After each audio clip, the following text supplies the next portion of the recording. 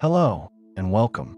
I'm so glad you're here, settling in wherever you are right now, perhaps at the edge of sleep, perhaps simply seeking a moment of quiet in a world that moves too quickly. You don't need to do anything at all tonight except listen, or drift, or let these words become a soft background hum as your mind begins to slow. We're going to spend some time together exploring something vast and gentle. Something that moves beneath the surface of our oceans with a patience that spans centuries. We're going to talk about deep sea currents, those slow rivers within the sea, flowing quietly in the darkness far below the waves you might picture when you think of the ocean. If you'd like to join me again for more of these gentle journeys through science, you're always welcome to follow along, but there's no pressure at all. Tonight is simply about rest, about learning softly, about letting your thoughts drift like particles suspended in water, turning slowly in an unseen flow. So let's begin slowly as all good things begin. Let's sink down together, away from the bright surface, into the calm. The ocean, as you may know, is not still. Even in its deepest places, thousands of meters below where sunlight fades to nothing, the water moves. It moves slowly, so slowly that a single drop might take 1,000 years to complete its journey around the world. Imagine that, a millennium for one quiet loop. This is the pace of the deep sea currents, and there's something profoundly comforting in that slowness, something that reminds us that not everything in nature rushes, that patience is built into the very structure of our planet.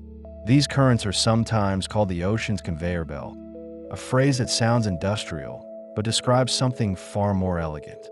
Picture instead a grand circulation, a planetary scale breathing, where water sinks in some places and rises in others, flowing along the bottom of the ocean basins, tracing paths that connect every sea. This movement is driven not by wind, as the surface currents are, but by differences in temperature and salt content, by the weight and density of water itself. Cold water is heavier than warm. Salty water is heavier than fresh. These simple facts create a silent engine that has been running since long before humans walked the earth. In the cold regions near the poles, something quietly miraculous happens. The surface water, already chilled by frigid air, becomes even colder. As sea ice forms, it leaves much of its salt behind, concentrating the salt in the remaining liquid water. This cold, salty water becomes dense, heavier than the water below it, and it begins to sink. It sinks slowly, steadily, down through the water column, down past the continental shelves, down into the abyssal plains. There is no drama in this sinking, no turbulence, just a quiet descent like snow falling through air. Except this snow is made of seawater and it falls through more seawater, and it takes hours, days, to reach the bottom. The places where this sinking happens most powerfully are few. One of the most important is in the North Atlantic, in the seas around Greenland and Iceland. Here, the water that has traveled north as part of the warm Gulf Stream finally cools enough to sink. It's been releasing its heat to the atmosphere all along its journey, warming the air above it, and by the time it reaches these high latitudes, it's ready to descend.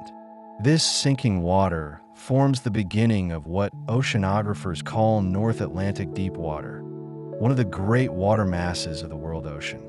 It's a layer, a vast horizontal river flowing south along the ocean floor, carrying the cold signature of the Arctic with it.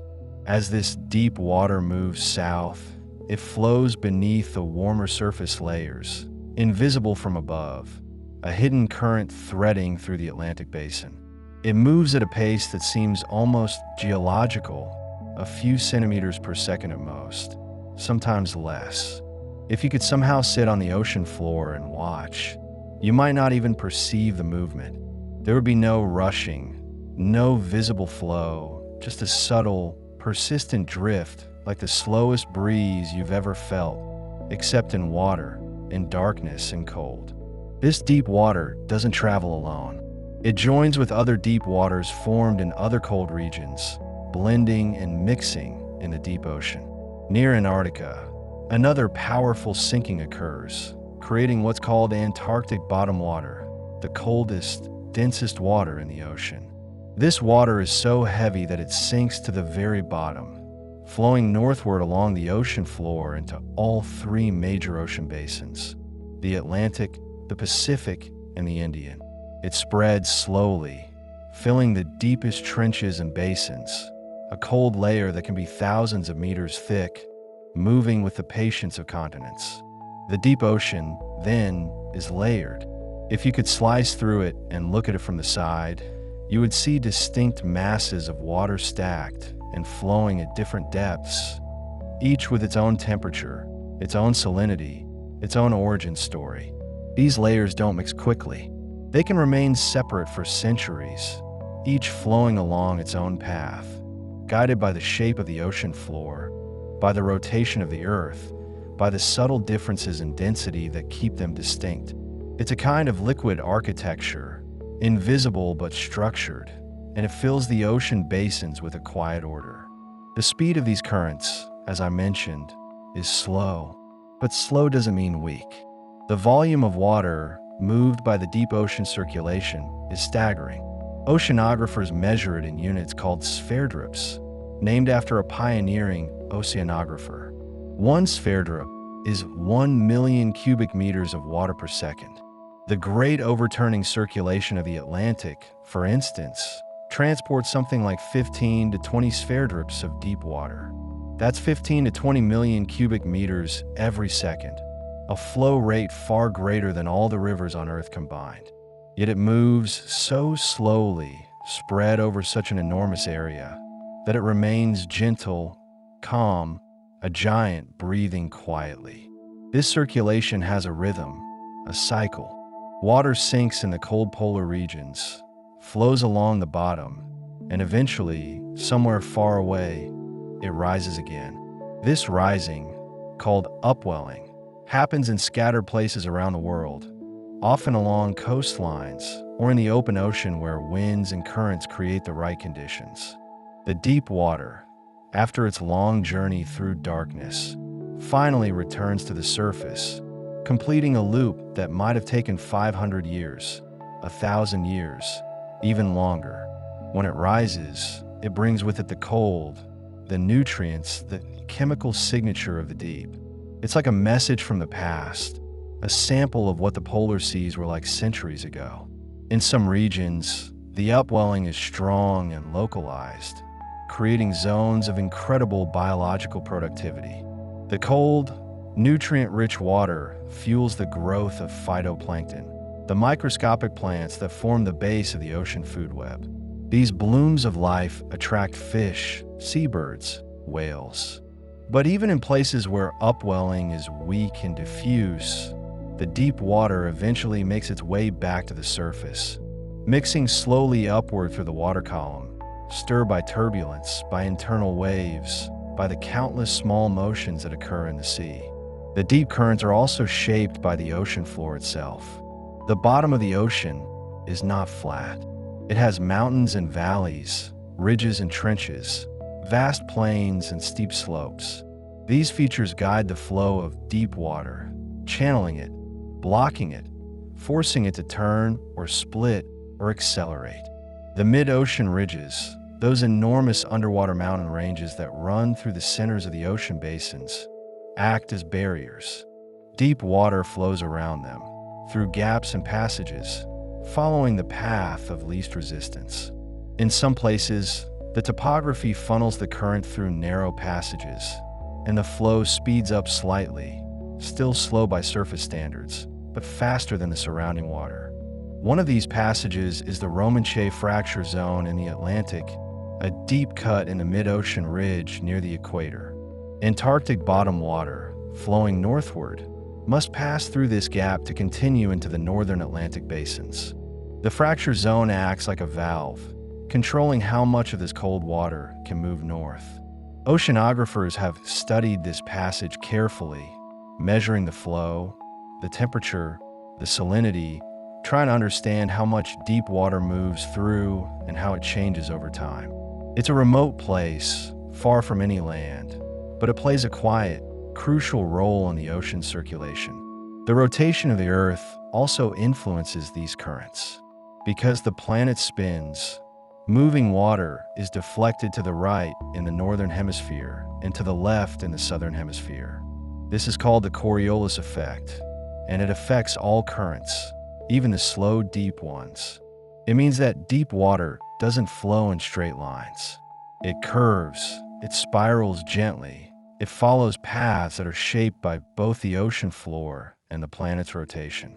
The result is a complex, three-dimensional circulation, a flow that moves horizontally along the bottom, but also has vertical components, rising and sinking in different places, creating a global pattern that connects every part of the ocean. This global pattern is sometimes called the thermohaline circulation, a term that simply means circulation driven by temperature and salt. Thermo for temperature, haline for salt.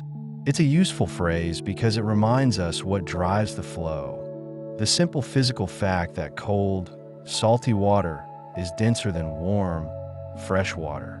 There are no pumps, no engines, just gravity and density, working quietly and continuously. The thermohaline circulation is also remarkably stable over long periods. It has been flowing in roughly the same pattern for thousands of years, through ice ages and warm periods, adjusting slightly but never stopping.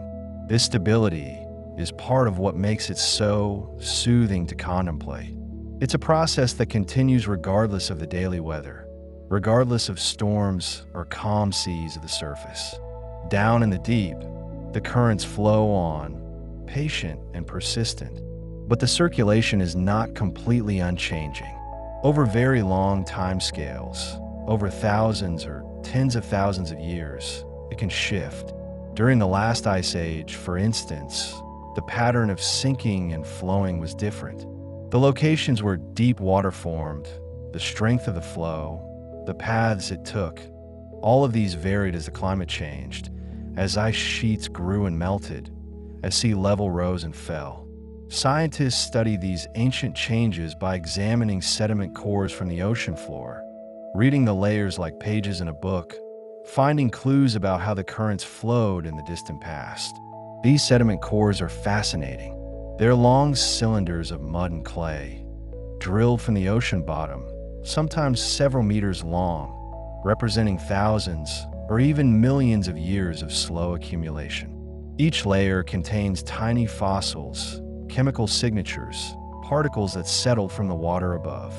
By analyzing these layers, scientists can reconstruct past ocean temperatures, past salinity, even the strength and direction of ancient currents.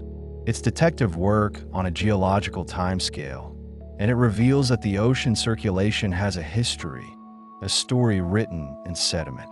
One thing these studies show is that the deep ocean responds slowly to changes at the surface. If the climate warms or cools, the surface ocean responds quickly, within years or decades. But the deep ocean takes much longer. The water down there is insulated from the surface by the layers above it. It takes centuries for a signal from the surface, a change in temperature, a change in salinity, to penetrate into the deep. This means the deep ocean has a long memory. It's still adjusting to changes that happened hundreds of years ago, and it will continue to adjust for centuries to come. This slow response is one reason why deep sea currents are so calming to think about. They exist on a timescale that dwarfs human concerns. They remind us that the planet has rhythms much longer than our own, processes that unfold with a patience we can barely imagine. When you think about water that takes 1,000 years to complete its journey, the worries of a single day seem smaller, more manageable.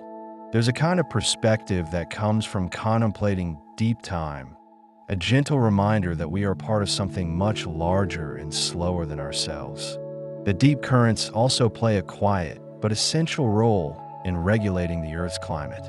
They transport heat around the planet, carrying warmth from the tropics toward the poles and cold from the poles toward the equator.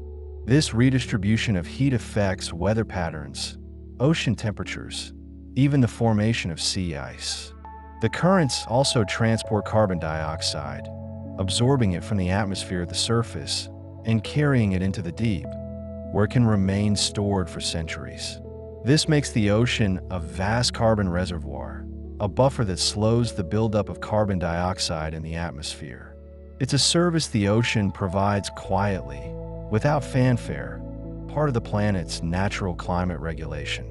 In the deep ocean, the water is not only cold, but also dark. Sunlight penetrates only the upper few hundred meters at most. Below that, there is twilight, and then complete darkness. The currents flow through this darkness, carrying not just water but dissolved gases, nutrients, tiny particles, even heat, though the heat is faint, a slight warmth compared to the icy surroundings. The temperature of deep water is typically just a few degrees above freezing, between 1 and 4 degrees Celsius. It's a stable, cold environment, and the organisms that live there have adapted to it, moving slowly, conserving energy, living in a world where food is scarce and the pace of life matches the pace of the currents. Some of these organisms drift with the currents, traveling vast distances over their lifetimes. Others are sessile, attached to the ocean floor, filtering food from the passing water. The currents bring them nutrients, oxygen, the chemical ingredients they need to survive. In this way, the deep circulation is a lifeline, connecting even the most remote parts of the ocean floor to the surface, to the sunlight, to the productivity of the upper ocean. Without the currents, the deep would be even more isolated, even more barren. The study of deep sea currents is a relatively recent science. For most of human history, the deep ocean was completely unknown. It was only in the last century and a half that scientists developed the tools to measure the deep, thermometers that could withstand the pressure, current meters that could be lowered on cables, and later, autonomous instruments that could drift with the currents or sit on the ocean floor, recording data for months or years. Each technological advance revealed more about the hidden world below the surface, and the picture that emerged was one of slow, steady, global circulation.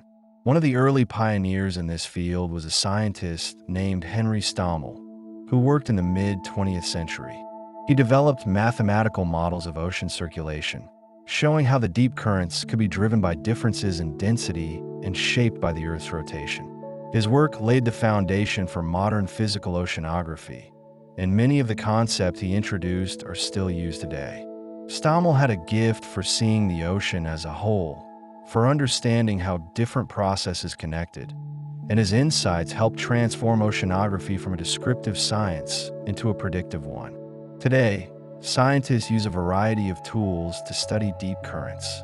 Ships equipped with sensors can measure temperature, salinity, and velocity at different depths. Drifting floats, called Argo floats, sink to a predetermined depth, drift with the current for several days, then rise to the surface, transmitting their data via satellite before sinking again. Thousands of these floats are scattered across the world ocean, creating a global network that monitors the ocean's state in near real time. It's a remarkable achievement, a way of watching the ocean breathe, of seeing the currents flow, even in the most remote regions. Satellite measurements also contribute. Those satellites can't see directly into the deep. They can measure the height of the sea surface with incredible precision. And because the surface height is related to the density and circulation below, these measurements provide clues about what's happening in the depths. They can detect changes in the strength of the currents, shifts in the distribution of heat, even the slow rise and fall of the ocean surface as water moves from one place to another. All of this data reveals that the deep ocean is not static. It changes, but slowly. The currents strengthen and weaken over years and decades, responding to changes in the wind, in the climate, in the amount of fresh water entering the ocean from melting ice or increased rainfall. These changes are subtle, often too small to notice without careful measurement, but they matter. They affect the climate, the distribution of nutrients, the habitats of deep-sea organisms. Understanding these changes is one of the goals of modern oceanography, and it requires patience, long-term monitoring, and a willingness to think on timescales of decades and centuries. There's something meditative about this kind of science. It's not about quick results or dramatic discoveries. It's about careful observation, about measuring the same things over and over, year after year, building up a record that reveals slow trends and subtle patterns. It's science that matches the pace of its subject, slow science for slow currents. And there's a beauty in that alignment. Let's think for a moment about the water itself, the substance that flows in these currents. Water is a remarkable molecule, simple in structure but complex in behavior.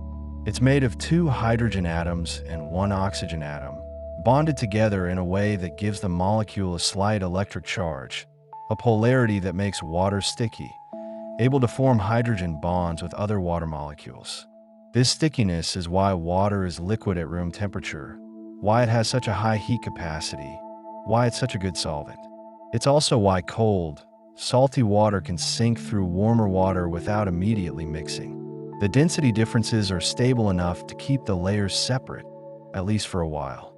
In the deep ocean, water is under immense pressure, thousands of pounds per square inch, the weight of all the water above pressing down. Yet water is nearly incompressible, so it doesn't change volume much even under this pressure. The deep water is still liquid, still able to flow, still obeying the same physical laws as the water at the surface. The pressure does affect some properties slightly. Sound travels faster in deep water, for instance, and some chemical reactions proceed differently. But the fundamental nature of water remains the same. It's a resilient substance, stable across a wide range of conditions. And this stability is part of what allows the deep currents to exist. The salt in seawater also plays a crucial role. Seawater is about 3.5% salt by weight, a mixture of dissolved ions, mostly sodium and chloride, but also magnesium, calcium, potassium, and many others. This salt comes from the weathering of rocks on land, carried to the sea by rivers over millions of years. The salt doesn't just make the water taste salty, it changes its density, its freezing point, its ability to conduct electricity. In the context of deep currents, salt is what makes some water heavy enough to sink. Without salt, the ocean circulation would be driven only by temperature, and it would be much weaker, much less effective at transporting heat and nutrients. The distribution of salt in the ocean is not uniform. Surface waters in rainy regions are less salty because of the dilution by fresh water.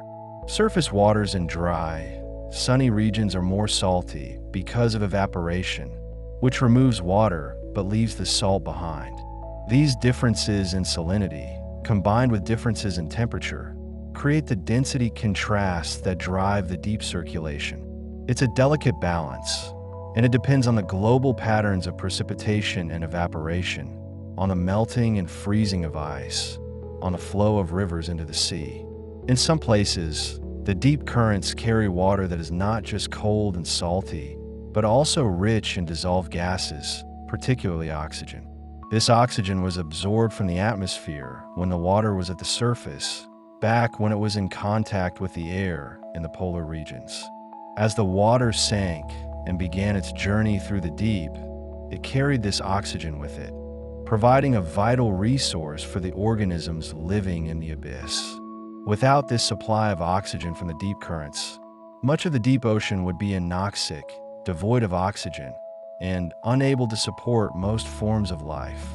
The currents, then, are not just physical phenomena. They are biological lifelines, sustaining ecosystems in the darkest parts of the planet. The journey of a parcel of deep water is long and winding. After sinking in the North Atlantic, for example, it might flow south along the western side of the basin, guided by the Coriolis effect and the shape of the seafloor. It passes under the equator, continues south past Brazil, past Argentina, and eventually reaches the Southern Ocean, the vast body of water that encircles Antarctica. Here, it joins the Antarctic Circumpolar Current, the largest current in the world, a river of water that flows eastward around the continent, driven by the powerful westerly winds. This current connects all the ocean basins, allowing water to move from the Atlantic into the Indian and Pacific Oceans. From the Southern Ocean, some of the deep water continues eastward, entering the Indian Ocean, flowing northward along the ocean floor, filling the deep basins there. Other parcels continue into the Pacific, the largest ocean, where they may travel for centuries, slowly mixing upward, gradually warming, eventually reaching the surface in the North Pacific or along the coasts of Asia or the Americas. By the time this water returns to the surface, it has traveled halfway around the world, spending perhaps 500 to 1,000 years in the deep, out of contact with the atmosphere, a hidden reservoir of cold memory. This global journey is often depicted as a conveyor belt, with water sinking in the North Atlantic, flowing through the deep ocean, rising in the Pacific, and returning to the Atlantic at the surface. It's a simplified picture, of course. The real circulation is more complex, with multiple sinking regions, multiple pathways, and lots of mixing and branching. But the conveyor belt image captures the essential idea. The ocean is connected, and water moves through it in a grand, slow cycle. The speed of this cycle varies. In some regions, the flow is faster, in others slower. In some periods of Earth's history, the circulation has been stronger, in others weaker. During the last ice age, for instance, the formation of deep water in the North Atlantic was disrupted by the influx of fresh water from melting ice sheets. This fresh water, being less dense, floated on the surface and prevented the cold, salty water from sinking. The result was a slowdown or even a temporary shutdown of the Atlantic's overturning circulation, which had profound effects on the climate, particularly in Europe, which relies on the heat transported northward by the Gulf Stream and its associated currents. These past changes remind us that the ocean circulation is sensitive to the balance of temperature and salinity at the surface. It's a system that can shift, that can respond to changes in the climate, and scientists today are watching carefully to see if and how the circulation might be changing in response to modern climate change. Some studies suggest that the Atlantic overturning circulation has weakened slightly over the past century, possibly due to warming and the addition of fresh water from melting ice in Greenland. Other studies are less certain. It's an area of active research, and the answers are not yet clear. But the possibility of change adds a layer of urgency to the study of these slow, quiet currents. Even so, the timescales involved are long. The ocean doesn't change overnight.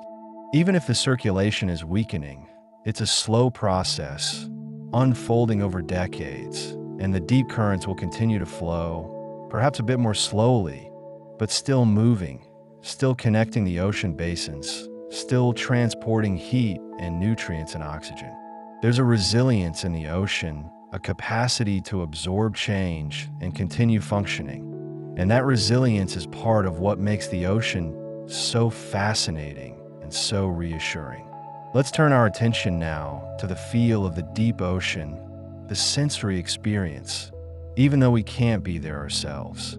Imagine, if you will, descending into the ocean, sinking slowly through the water column.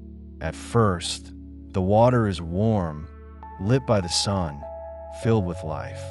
You pass through schools of fish, drifting jellyfish, clouds of plankton. The light is bright, blue-green, shimmering. But as you sink deeper, the light begins to fade. The water cools. The blue deepens, becomes darker, more indigo. At a few hundred meters, you enter the twilight zone, where only the faintest light penetrates, a dim glow that's barely enough to see by. The water here is cooler still, perhaps 10 or 15 degrees Celsius, and the pressure is building. though you don't feel it if you imagine yourself as a neutrally buoyant observer, a ghost in the water. You continue to sink. The last traces of sunlight disappear. You are now in complete darkness, except perhaps for the occasional flash of bioluminescence, a brief spark from a passing creature. The water is cold, 4 or 5 degrees above freezing. The pressure is immense, but the water around you is calm, still, with only the slightest current, a gentle drift that you might not even notice. This is the realm of the deep currents, the layer where the water moves horizontally, slowly, carrying its cold cargo across the ocean floor. If you could somehow sense the current, you might feel it as a subtle push, a patient force that never stops, never hurries. It's not like a river current that you might swim against. It's more like a vast, slow slide, a continental drift of water. You could drift with it, and over days and weeks and months, you would travel great distances, all the while surrounded by darkness and cold and quiet. The ocean floor below you is not barren. Even here, there is life. Sea cucumbers crawl slowly across the mud, filtering organic particles. Brittle stars wave their arms, catching food from the water. Strange fish, pale and slow-moving, hover near the bottom. And everywhere, there are bacteria, microscopic organisms that break down organic matter, recycling nutrients, keeping the deep ecosystem functioning. These organisms live in the flow of the deep currents, depending on them for oxygen, for food particles, for the slow exchange of water that prevents the deep from becoming stagnant. In some places, the ocean floor is marked by features that affect the currents. There are underwater canyons, carved by ancient rivers when sea levels were lower, now filled with seawater and acting as channels for deep currents. There are seamounts, underwater mountains that rise from the abyssal plains, forcing the currents to flow around them, creating eddies and swirls in the deep. There are trenches, the deepest parts of the ocean, where the seafloor plunges down to depths of 10,000 meters or more. Even in these trenches, the water moves slowly, following the contours of the Earth's crust. The deep currents also interact with the ocean's internal waves, which are waves that occur not at the surface, but within the water column, at the boundaries between layers of different density.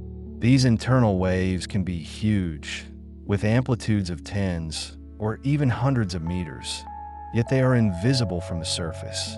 They move slowly, like the currents themselves, and they help to mix the water, stirring the layers, allowing nutrients and heat to move vertically. The energy for these waves comes from tides, from winds, from the flow of currents over underwater topography. It's another layer of motion in the deep, another way the ocean moves and mixes, quietly and continuously. Thinking about all this, the slow currents, the cold water, the darkness, the life, the mixing, the timescales, can be deeply relaxing. It's a reminder that the ocean is vast, patient, and enduring. It doesn't rush. It doesn't panic. It simply flows, following the laws of physics, shaped by the planet's geography and rotation, responding slowly to changes, but always moving, always connected.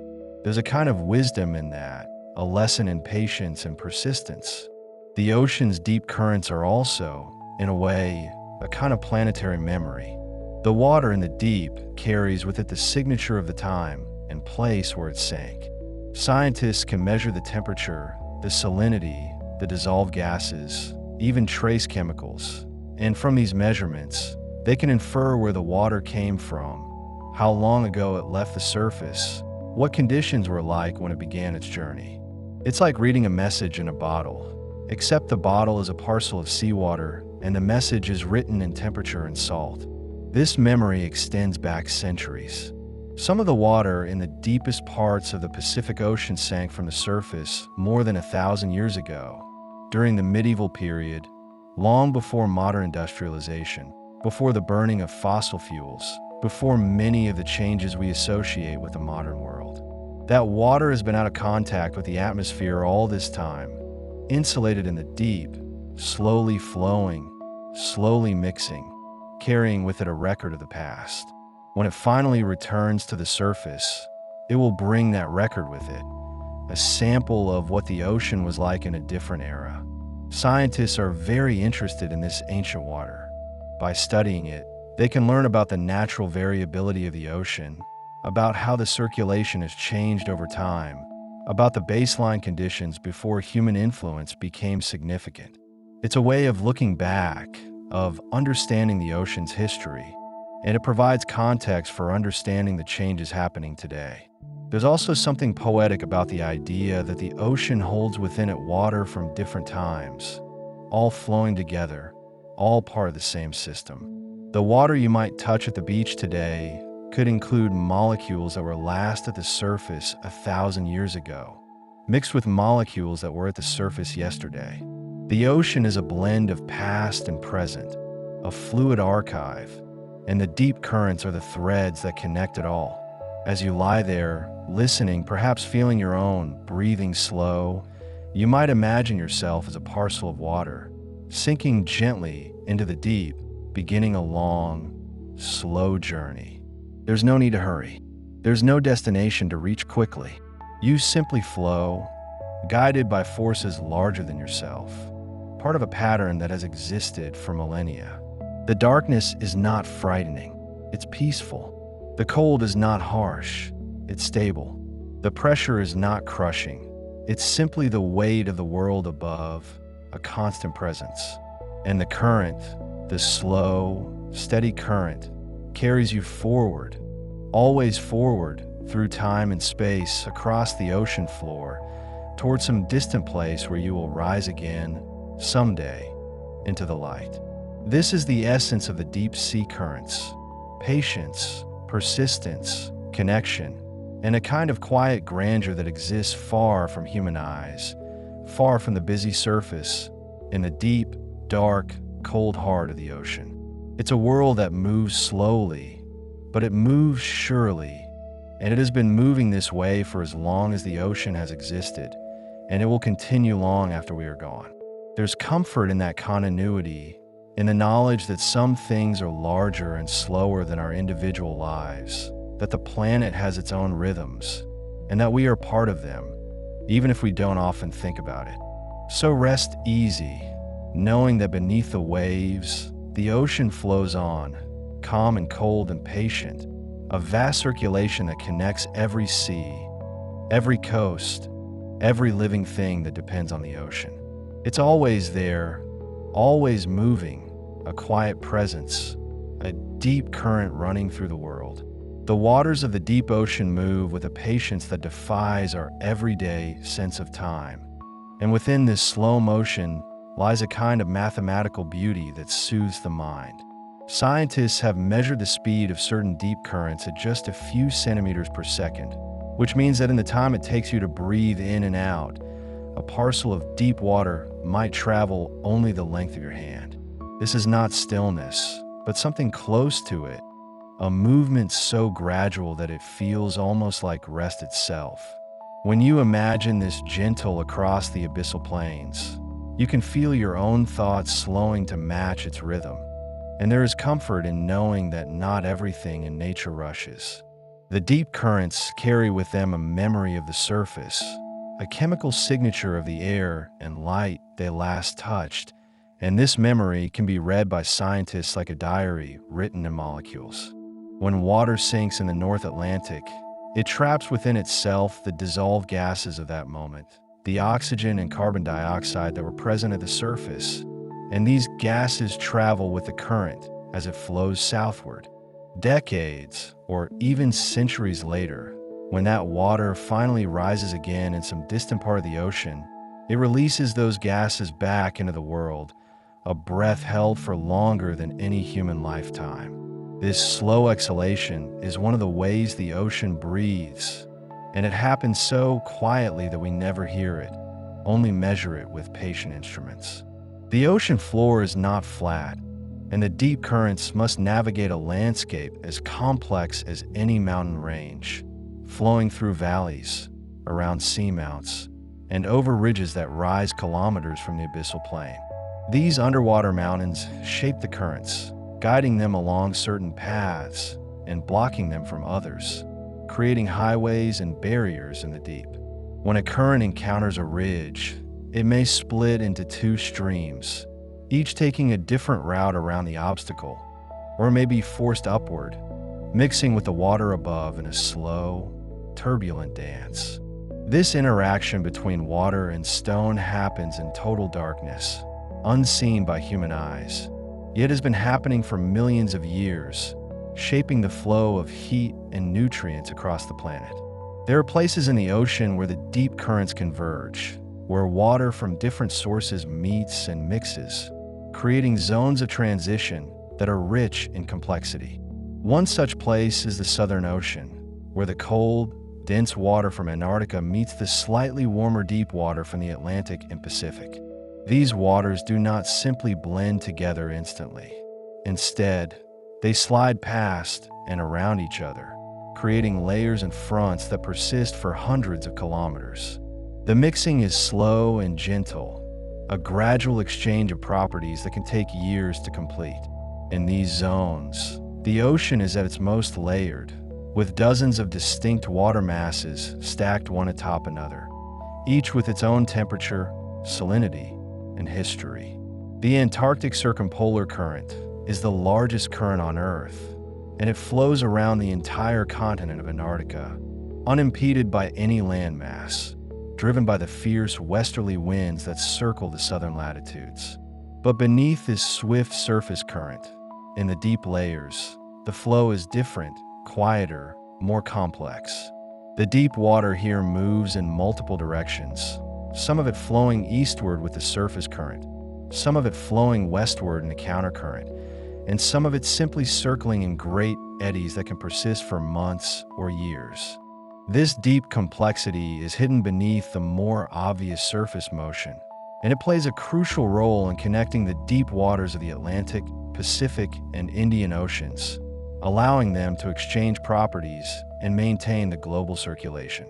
The deep currents are driven not only by differences in temperature and salinity, but also by the rotation of the Earth, which deflects moving water to the right in the northern hemisphere and to the left in the southern hemisphere. This deflection, known as the Coriolis effect, is subtle but persistent, and over long distances it has a profound influence on the path of deep currents.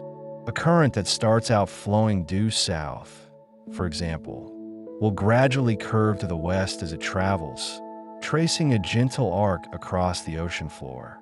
This curving motion is so slow that it would be imperceptible to a human observer, but over hundreds or thousands of kilometers, it shapes the large-scale structure of the deep circulation, creating the great gyres and loops that characterize the ocean's interior. There is a place in the ocean called the Brazil Basin, a deep depression in the South Atlantic where the cold Antarctic bottom water flows northward, hugging the western side of the basin as it travels. This water is the densest in the world ocean, formed in the frigid seas around Antarctica, and it sinks to the very bottom, flowing beneath all other water masses. As it moves through the Brazil Basin, it encounters a series of fracture zones, deep valleys that cut across the mid-ocean ridge, and these valleys act as gateways, allowing the bottom water to flow from one basin to another. The passage through these valleys is slow and constrained, and the water must queue up, waiting its turn to flow through the narrow openings. This patient waiting, this orderly progression, is one of the most calming aspects of deep ocean circulation, a reminder that even the mightiest forces in nature sometimes move in single file. The deep water in the Pacific Ocean is older than the deep water in the Atlantic, having been out of contact with the surface for a longer time, and this age can be measured by the decay of radioactive isotopes within the water. Scientists use a substance called radiocarbon, a naturally occurring isotope that is produced in the atmosphere and mixed into the ocean at the surface, and which decays at a known rate over time. By measuring how much radiocarbon remains in a sample of deep water, they can calculate how long ago that water was last at the surface. In the deep Pacific, some water is more than 1,000 years old, having traveled all the way from the North Atlantic down around Antarctica and across the Indian Ocean before finally arriving in the Pacific. This water has not seen sunlight for 10 centuries, yet it is still moving, still part of the Great Circulation, still carrying its ancient cargo of dissolved gases and nutrients. The movement of deep currents is so slow that it is difficult to measure directly, and for many years, scientists had to infer the flow from indirect evidence, such as the distribution of temperature and salinity. But in recent decades, new technologies have allowed us to observe the deep currents more directly, using instruments that drift with the flow and report their position back to satellites. These drifters, called floats, are designed to sink to a specific depth, drift with the current for several days, and then rise to the surface to transmit their data before sinking again. Over time, by tracking thousands of these floats, scientists have built up a detailed picture of the deep circulation, revealing currents and eddies that were previously unknown. This is a slow and patient kind of science, one that requires years of data collection and careful analysis, but the results are deeply satisfying. A map of the hidden rivers that flow beneath the ocean's surface. The deep currents carry not only water, but also heat, and this transport of heat is one of the most important ways that the ocean regulates the Earth's climate. The warm surface currents that flow from the tropics toward the poles carry heat away from the equator, warming the higher latitudes and making them more habitable than they would otherwise be. When this warm water cools and sinks, it takes some of that heat with it into the deep ocean, where it is stored for decades or centuries before being released again. This storage of heat in the deep ocean acts as a buffer, slowing the rate at which the surface warms or cools in response to changes in the atmosphere. It is one of the reasons why the ocean is sometimes called the Earth's thermostat, a vast reservoir of heat that keeps the climate stable over long time scales. There are currents in the deep ocean that flow along the boundaries between different water masses, following the subtle gradients of temperature and salinity that separate one layer from another. These boundary currents are often narrow and swift, at least by the standards of the deep ocean, flowing at speeds of several centimeters per second along paths that can stretch for thousands of kilometers. They are like rivers within the ocean, channels of enhanced flow that carry water and dissolved substances from one region to another. One such boundary current flows along the western edge of the Atlantic, carrying the cold, dense, overflow water from the Nordic seas southward along the continental slope. This current is called the Deep Western Boundary Current, and it is one of the main pathways by which the deep water formed in the North Atlantic is exported to the rest of the world ocean. The interaction between the deep currents and the ocean floor creates a phenomenon called bottom friction, a gentle drag that slows the flow and dissipates its energy. This friction is very small, far less than the friction you would feel dragging your hand through water, but over long distances and long times, it has a significant effect. The energy lost to bottom friction is converted into heat, a tiny warming of the water and the sediment, so small that it is almost impossible to measure, but it is there nonetheless. This is one of the ways that the kinetic energy of the ocean circulation is gradually dissipated, ensuring that the currents do not accelerate indefinitely, but instead reach a steady state, a balance between the forces that drive them and the forces that resist them. The sediments on the ocean floor record the history of the deep currents, preserving evidence of how the circulation has changed over millions of years. When a current flows over the bottom, it can erode the sediment, carrying away the finest particles and leaving behind the coarser ones, creating patterns of ripples and dunes that are similar to those formed by wind in a desert. In some places, the currents are strong enough to prevent any sediment from accumulating at all, scouring the bottom clean and exposing the bare rock beneath.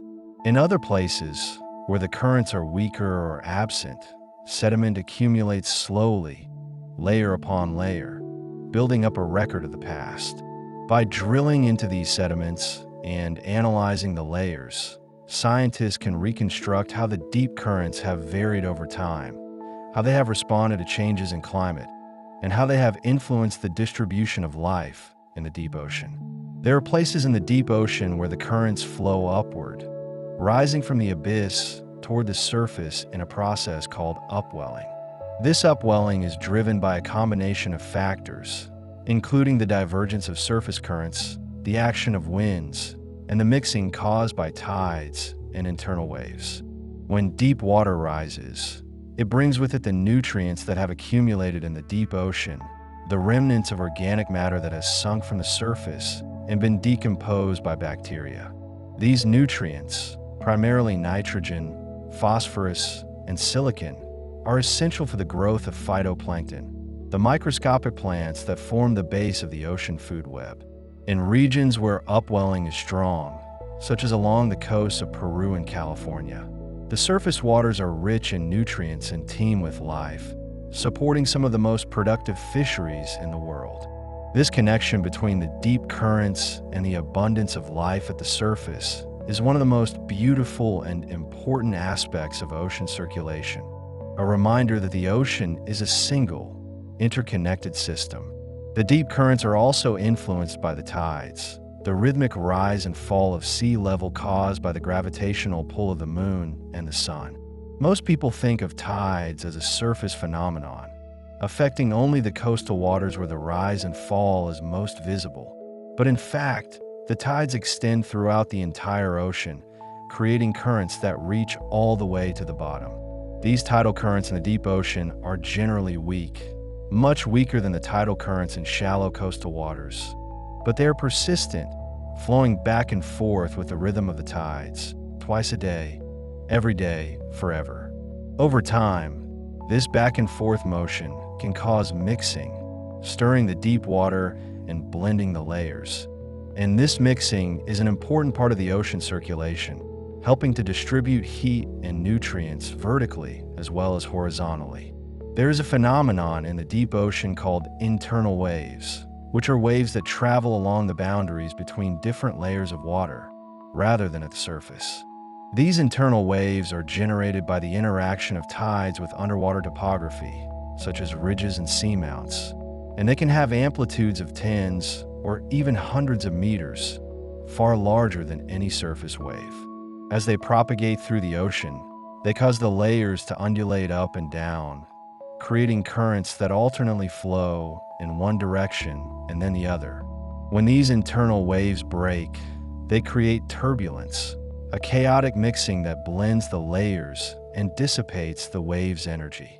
This breaking of internal waves is one of the main sources of mixing in the deep ocean, and it plays a crucial role in maintaining the circulation by allowing dense water to be slowly transformed into lighter water, which can then rise toward the surface. The deep ocean is not uniformly dark. There are places where a faint glow can be seen, produced by bioluminescent organisms that create their own light through chemical reactions. These organisms, which include bacteria, jellyfish, and fish, use their light for a variety of purposes, including attracting prey, deterring predators, and communicating with each other. The light they produce is usually blue or green, the colors that travel farthest through water, and it is often very faint, barely visible even in the complete darkness of the deep ocean. But in some places, where bioluminescent organisms are abundant, the water can sparkle and glow with countless tiny lights, creating a scene of quiet beauty that few humans have ever witnessed.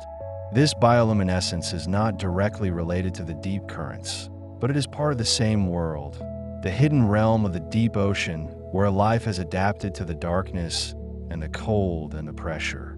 The deep currents transport dissolved substances from one part of the ocean to another, including not only nutrients and gases, but also pollutants and contaminants that have been released into the ocean by human activities. When a pollutant enters the ocean at the surface, it can be carried by the currents to distant locations, spreading throughout the ocean over time. Some pollutants, such as persistent organic chemicals and heavy metals, can accumulate in the deep ocean, where they may remain for centuries, slowly being transported by the deep currents. This is a sobering reminder that the ocean is not an infinite sink, that what we put into it does not simply disappear, but is redistributed and preserved, sometimes in places far from where it was originally released. Understanding the deep currents is therefore important not only for understanding the natural functioning of the ocean, but also for predicting the fate of the substances we introduce into it. The temperature of the deep ocean is remarkably uniform, hovering just a few degrees above freezing in most places, but there are small variations that are important for driving the circulation. In some regions, the deep water is slightly warmer, having been formed in regions where the surface water was not quite as cold, or having mixed with warmer water from above. In other regions, the deep water is slightly colder, having been formed in the coldest parts of the polar seas, or having been cooled by mixing with even colder water from below. These small temperature differences, often just a few tenths of a degree, are enough to create differences in density, and it is these density differences that drive the slow, steady flow of the deep currents. The ocean is exquisitely sensitive to these small variations, and it responds to them with a patience and precision that is deeply calming to contemplate. There are currents in the deep ocean that flow in loops, circulating within a single basin and returning to their starting point after months or years. These loops, called gyres, are driven by a combination of the wind stress at the surface, the Coriolis effect, and the shape of the ocean basins. In the deep ocean, the gyres are much weaker and slower than the surface gyres, but they are still present, creating a slow, circular motion that helps to distribute properties within the basin. One such deep gyre exists in the subtropical North Atlantic, where the deep water circulates slowly in a clockwise direction, taking decades to complete a single loop. This slow, circular motion is one of the ways the ocean maintains its structure, keeping the different water masses in their proper places and preventing them from mixing too quickly. The deep currents are influenced by the shape of the continents, which act as barriers and guides, channeling the flow along certain paths and preventing it from taking others. The Atlantic Ocean, for example, is relatively narrow and is bounded by the Americas on one side and Europe and Africa on the other, and this shape creates a natural pathway for the deep water to flow from north to south. The Pacific Ocean, by contrast, is much wider and has a more complex shape, with many islands and ridges that break up the flow and create a more intricate pattern of circulation. The Indian Ocean is connected to the other oceans only in the south, and this limited connection means that the deep water in the Indian Ocean is relatively isolated, mixing slowly with the deep water from the Atlantic and Pacific. These differences in shape and connectivity give each ocean its own unique character, its own pattern of circulation, and understanding these patterns is one of the goals of physical oceanography. The deep ocean is a place of great pressure, where the weight of the overlying water creates forces that would crush most organisms and objects from the surface world. At a depth of 4 kilometers, the pressure is more than 400 times greater than at the surface, and at the deepest parts of the ocean, in the trenches that plunge to depths of more than 10 kilometers, the pressure is more than 1,000 times greater. Yet the deep currents flow through this high-pressure environment as if it were nothing, because water is nearly incompressible and the pressure is exerted equally in all directions. The organisms that live in the deep ocean are adapted to this pressure, and they would actually be harmed if they were brought to the surface, where the pressure is much lower. This is a reminder that what seems extreme to us is normal to the creatures that live there, and that the deep ocean is not a hostile place, but simply a different one, with its own rules and rhythms. The study of deep ocean currents requires patience and persistence, as the data are difficult to obtain and the processes are slow. Oceanographers must deploy instruments from ships, often in harsh weather and rough seas, and then wait months or years for the instruments to collect enough data to reveal the patterns of flow. Some instruments are moored to the ocean floor, where they measure the current continuously for a year or more before being recovered. Others are autonomous, drifting with the current, and surfacing periodically to transmit their data. Still others are deployed from satellites, which can measure the height of the sea surface with such precision that they can detect the subtle bulges and depressions caused by the deep currents below. All of these methods require careful planning, skilled operation, and patient analysis. And the scientists who study the deep ocean are united by a shared appreciation for the slow, steady rhythms of the system they are trying to understand.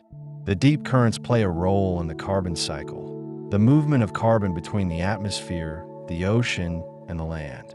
When carbon dioxide from the atmosphere dissolves in the ocean at the surface, it can be carried by the sinking water into the deep ocean, where it remains for centuries, effectively removed from contact with the atmosphere.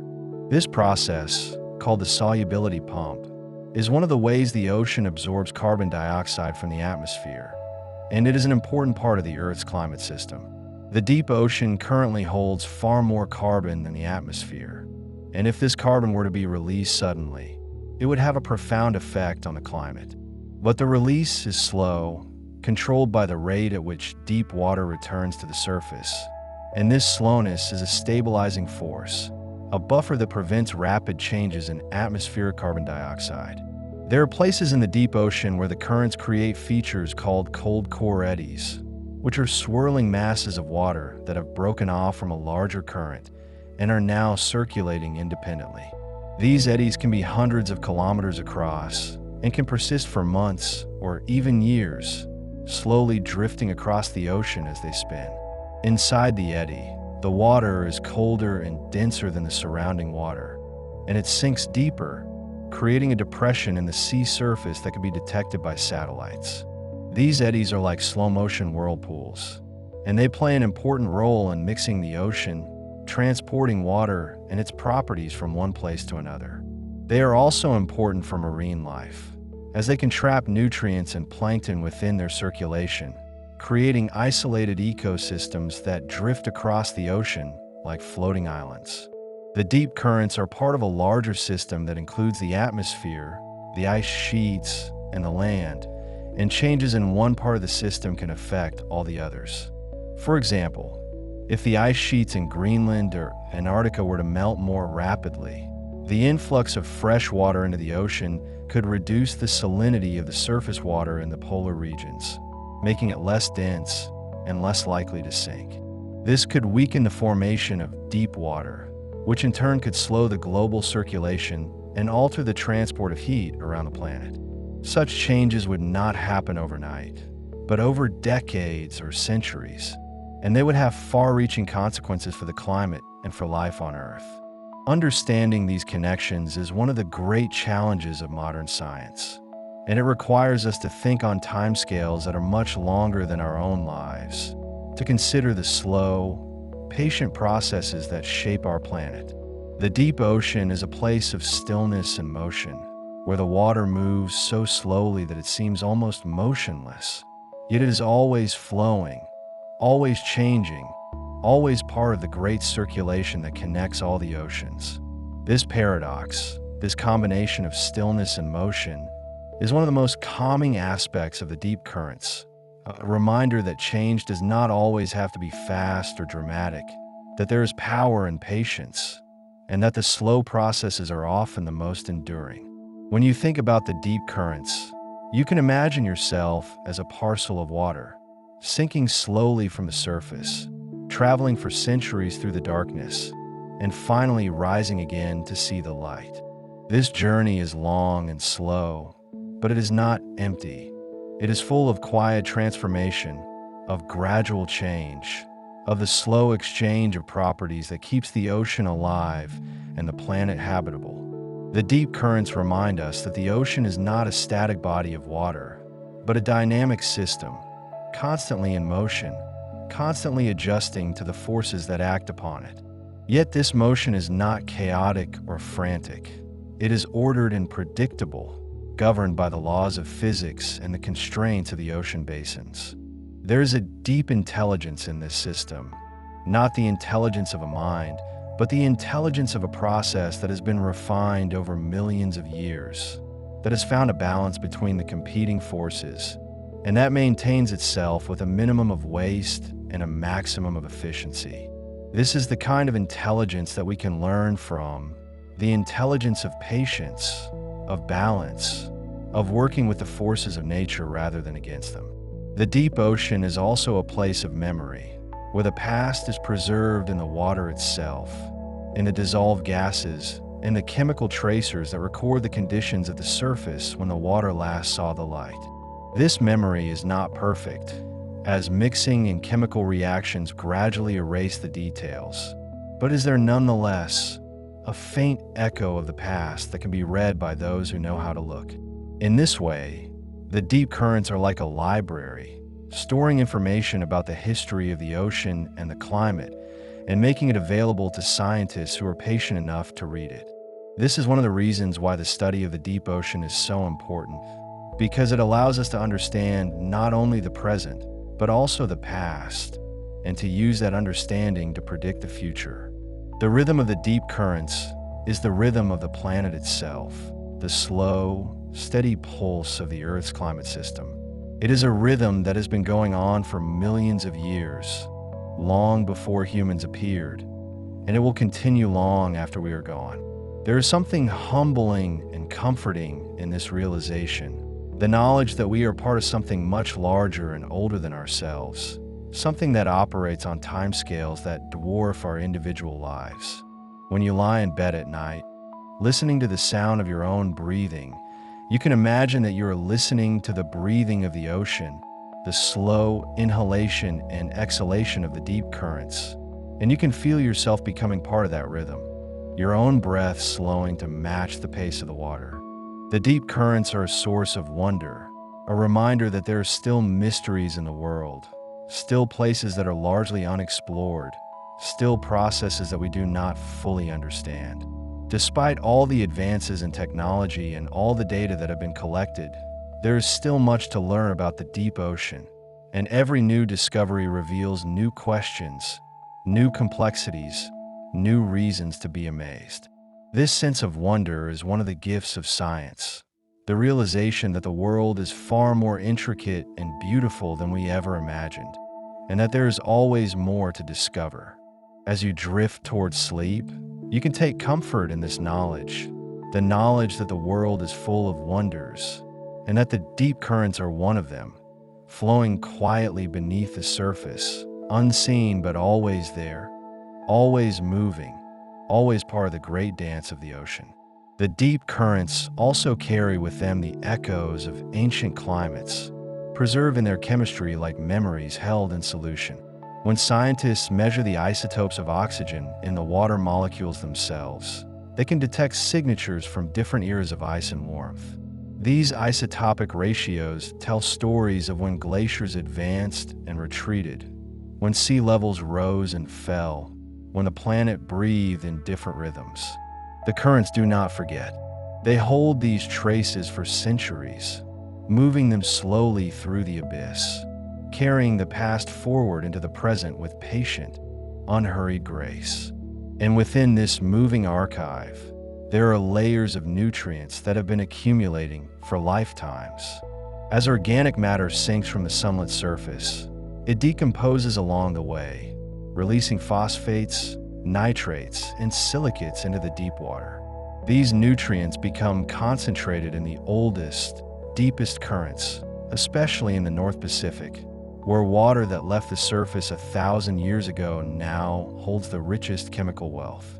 When this water finally rises again in distant upwelling zones, it brings with it the fertility of centuries, nourishing blooms of plankton that feed entire ecosystems.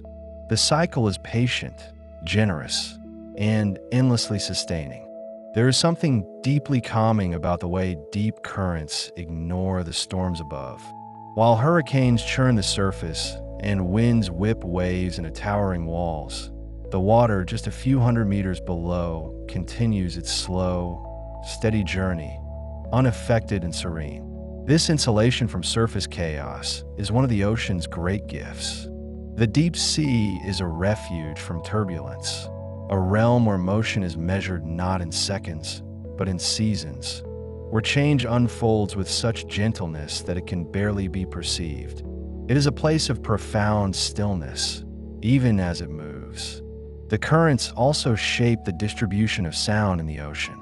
There exists a layer, usually around 1,000 meters deep, where the speed of sound reaches a minimum due to the particular combination of temperature and pressure.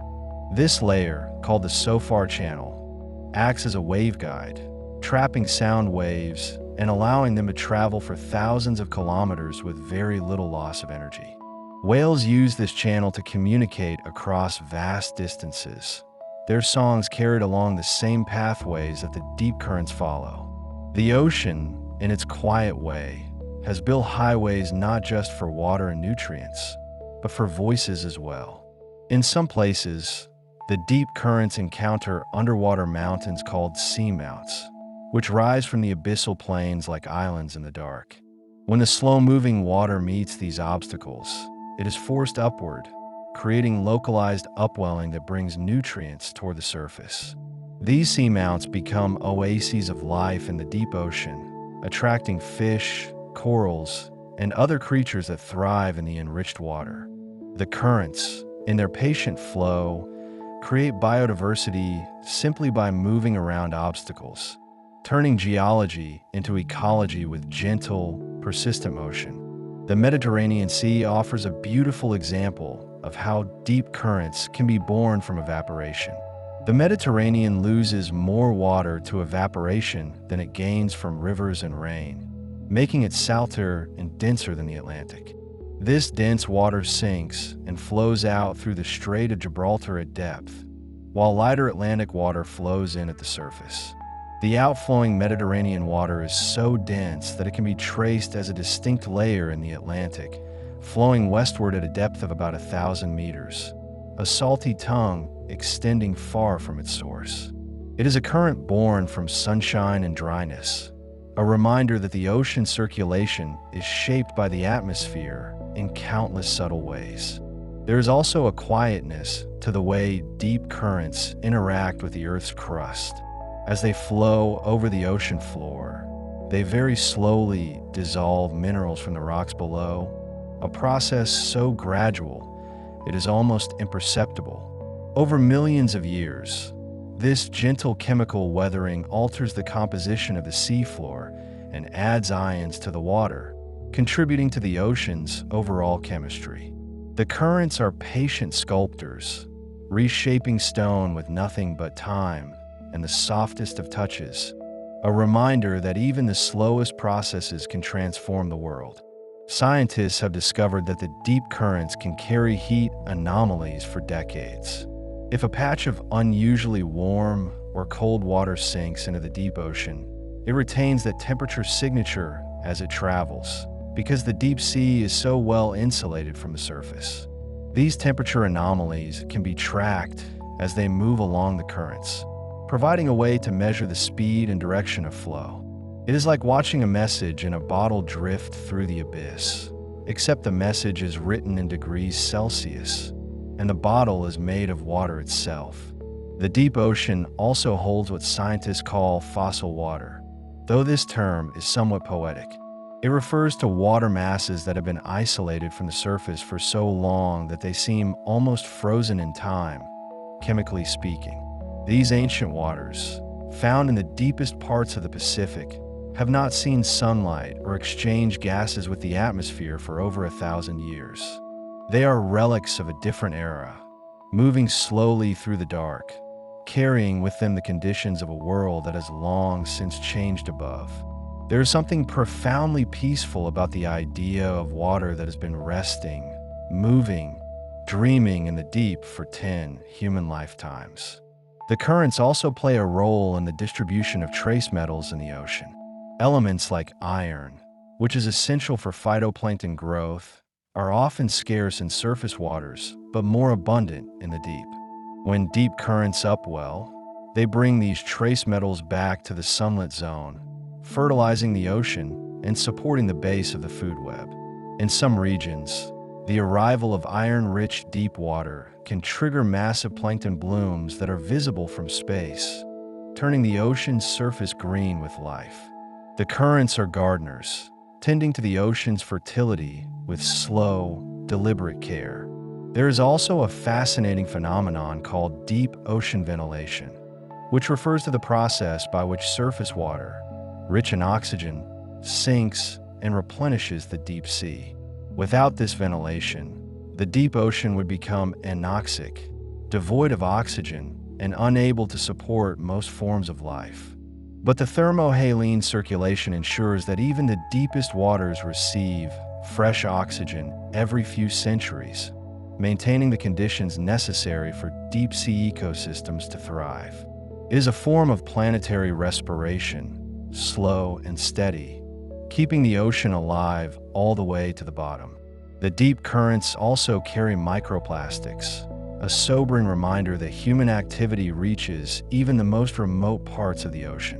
These tiny particles, shed from larger pieces of plastic debris, sink slowly through the water column and are transported by the currents to the farthest corners of the abyss. Scientists have found microplastics in sediment samples from the Mariana Trench and other deep-sea locations, evidence that the ocean's circulatory system, while ancient and powerful, is not immune to the changes we have introduced. Yet even in this, there's a kind of patience. The ocean continues its work, moving, mixing, processing, adapting to the new materials we have given it, however unwelcome they may be. In the Southern Ocean, the deep currents are particularly vigorous due to the strong winds and the lack of continental barriers. Here, the Antarctic circumpolar current extends from the surface all the way to the seafloor in some places, creating a vertical column of moving water that mixes the ocean more thoroughly than almost anywhere else. This deep mixing brings nutrients up from the abyss and carries oxygen down, making the Southern Ocean one of the most productive and well-ventilated regions on Earth. The currents here are like a great stirring spoon, blending the ocean's layers and ensuring that life and chemistry are distributed evenly. There is also a gentleness to the way deep currents respond to the moon. While tidal currents are most obvious near the coast, the deep ocean also experiences tidal flows, though they are much weaker and slower. These deep tides are generated by the gravitational pull of the moon and sun, just like surface tides, but they manifest as subtle oscillations in the movement of deep water masses. In some places, these tidal currents interact with underwater topography to create internal waves, which can be surprisingly large, even though they are invisible from the surface. The deep ocean, in its quiet way, dances to the same celestial rhythms that move the tides on the shore. The currents also influence the distribution of deep-sea sediments. Fine particles that settle from the surface are carried along by the bottom currents, which can sort them by size and density, creating patterns in the sediment that reveal the direction and strength of flow. In some areas, the currents are strong enough to prevent sediment from accumulating at all, leaving bare rock exposed on the seafloor. In others, they deposit sediment in thick layers, building up the ocean floor over millions of years.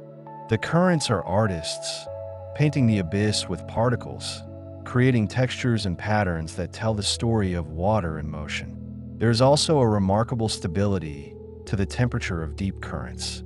While surface temperatures can vary by dozens of degrees depending on the season and location, the deep ocean maintains a nearly constant temperature of around 2 to 4 degrees Celsius year-round, everywhere in the world. This thermal stability is one of the defining characteristics of the deep sea, and it is maintained by the slow, steady flow of cold water from the poles. The currents act as a global thermostat, keeping the deep ocean cool and consistent, providing a stable environment for the creatures that live there.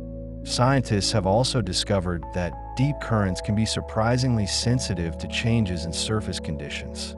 During ice ages, when vast amounts of water were locked up in glaciers, sea levels dropped and the ocean's salinity patterns changed, which in turn altered the formation and flow of deep currents.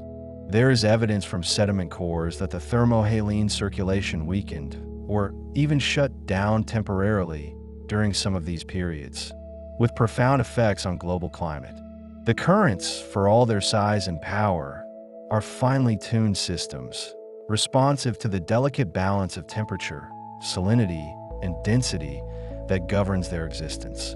The deep ocean also holds currents that flow along the continental slopes, known as contour-currents. These currents follow the shape of the seafloor, hugging the edges of continents as they move. Over time, they can erode and deposit sediment in ways that shape the underwater landscape, creating features called contourite drifts. These drifts are like underwater dunes, built not by wind, but by the patient work of water moving along the bottom. They are evidence that even the slowest currents have the power to sculpt the earth, given enough time. There is also a quietness to the way deep currents carry dissolved gases. In addition to oxygen, they transport carbon dioxide, which is absorbed at the surface and carried into the deep.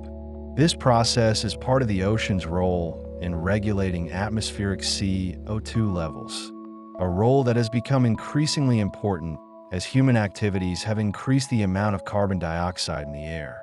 The deep currents act as a carbon sink, storing CO2 in the abyss for centuries, helping to moderate the pace of climate change. It is a slow, invisible service, but one of immense importance to the planet. In some regions, the interaction between deep currents and underwater volcanic activity creates hydrothermal plumes. When cold, deep water comes into contact with hot volcanic vents, it is heated and rises, carrying dissolved minerals and chemicals with it. These plumes can extend for hundreds of kilometers, creating chemical anomalies that scientists can detect and follow. The currents disperse these plumes, spreading the minerals and heat across the ocean floor, influencing the chemistry and biology of vast areas. It is a meeting of fire and water, mediated by the slow, steady flow of the deep. The deep currents also play a role in the distribution of larvae and other small organisms. Many deep-sea creatures release their young into the water column, where they drift with the currents for weeks or months before settling on the seafloor. The direction and speed of the currents determine where these larvae end up, shaping the genetic connectivity and distribution of deep-sea populations. The currents are highways for life, carrying the next generation to new homes, ensuring that even the most isolated deep-sea habitats remain connected to the larger ocean. There is also a peacefulness to the way deep currents move through the ocean's trenches.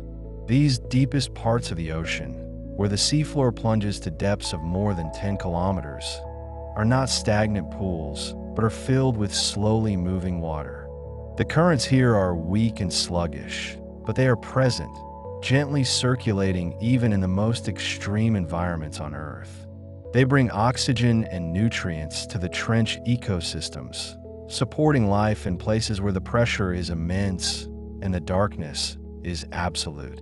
The currents, in their quiet persistence, ensure that even the deepest abyss is not cut off from the rest of the ocean. Scientists have also found that deep currents can be influenced by the shape of the seafloor on very small scales. Tiny ridges and valleys, just a few meters high, can alter the flow of bottom currents, creating turbulence and mixing that affects the local environment. This small-scale roughness, called abyssal roughness, plays a surprisingly important role in the overall circulation of the ocean, because it is one of the main sources of energy dissipation in the deep sea. The currents, as they flow over this rough terrain, lose a little bit of their momentum, which is converted into turbulence and heat. It is a gentle friction, a soft resistance that shapes the flow of the entire ocean.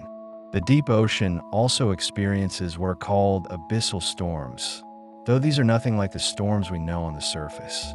Abyssal storms are sudden increases in the speed of deep currents, often triggered by the passage of surface storms or by changes in the large-scale circulation patterns.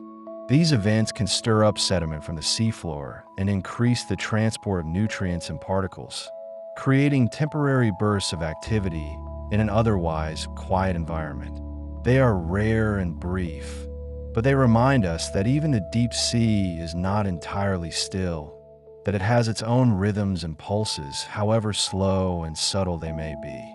There is also a beauty in the way deep currents connect the past and the future.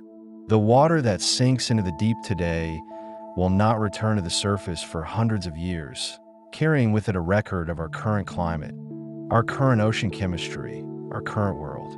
Future generations of scientists, if they sample that water when it finally upwells, will be able to read in its chemistry the conditions of our time.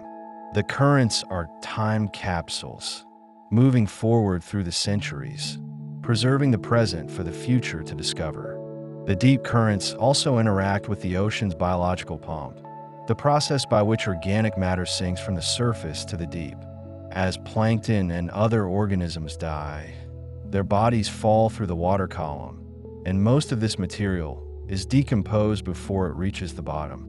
But some of it does make it to the seafloor, where it is buried in sediment or consumed by deep-sea creatures.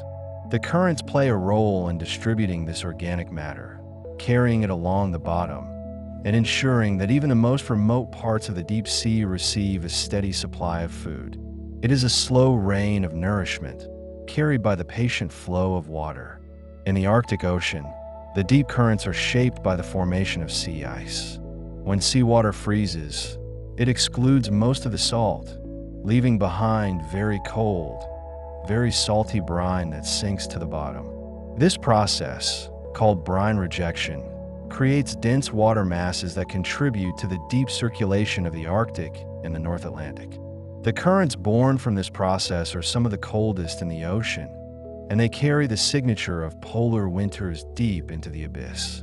There is a quietness to this process, a stillness in the formation of ice and the sinking of brine, a reminder that the ocean circulation is intimately connected to the rhythms of freezing and thawing. The deep currents also carry with them the signatures of past volcanic eruptions. When a volcano erupts, it can inject large amounts of ash and gases into the atmosphere, and some of this material eventually settles into the ocean. The currents transport these volcanic particles across the seafloor, where they become part of the sedimentary record. By studying the distribution of volcanic ash in deep-sea sediments, scientists can reconstruct the history of eruptions and understand how they affected the ocean and the climate. The currents are historians, preserving the evidence of fire and fury in the quiet layers of the abyss. There is also a gentleness to the way deep currents respond to the seasons, though the response is muted and delayed. Changes in surface temperature and salinity, driven by seasonal cycles of heating and cooling, evaporation and precipitation, can influence the formation of deep water masses. But because the deep ocean is so vast and so slow to change, these seasonal signals are dampened and spread out over time. By the time they reach the deep currents, they are faint echoes, subtle variations in a system that is otherwise remarkably stable. The deep ocean smooths out the sharp edges of the seasons, turning the year's dramatic changes into a gentle, continuous hum. The deep currents also play a role in the global distribution of heat on timescales much longer than human lifetimes. The heat that the ocean absorbs today may not be released back to the atmosphere for centuries, because it is carried into the deep by the thermohaline circulation.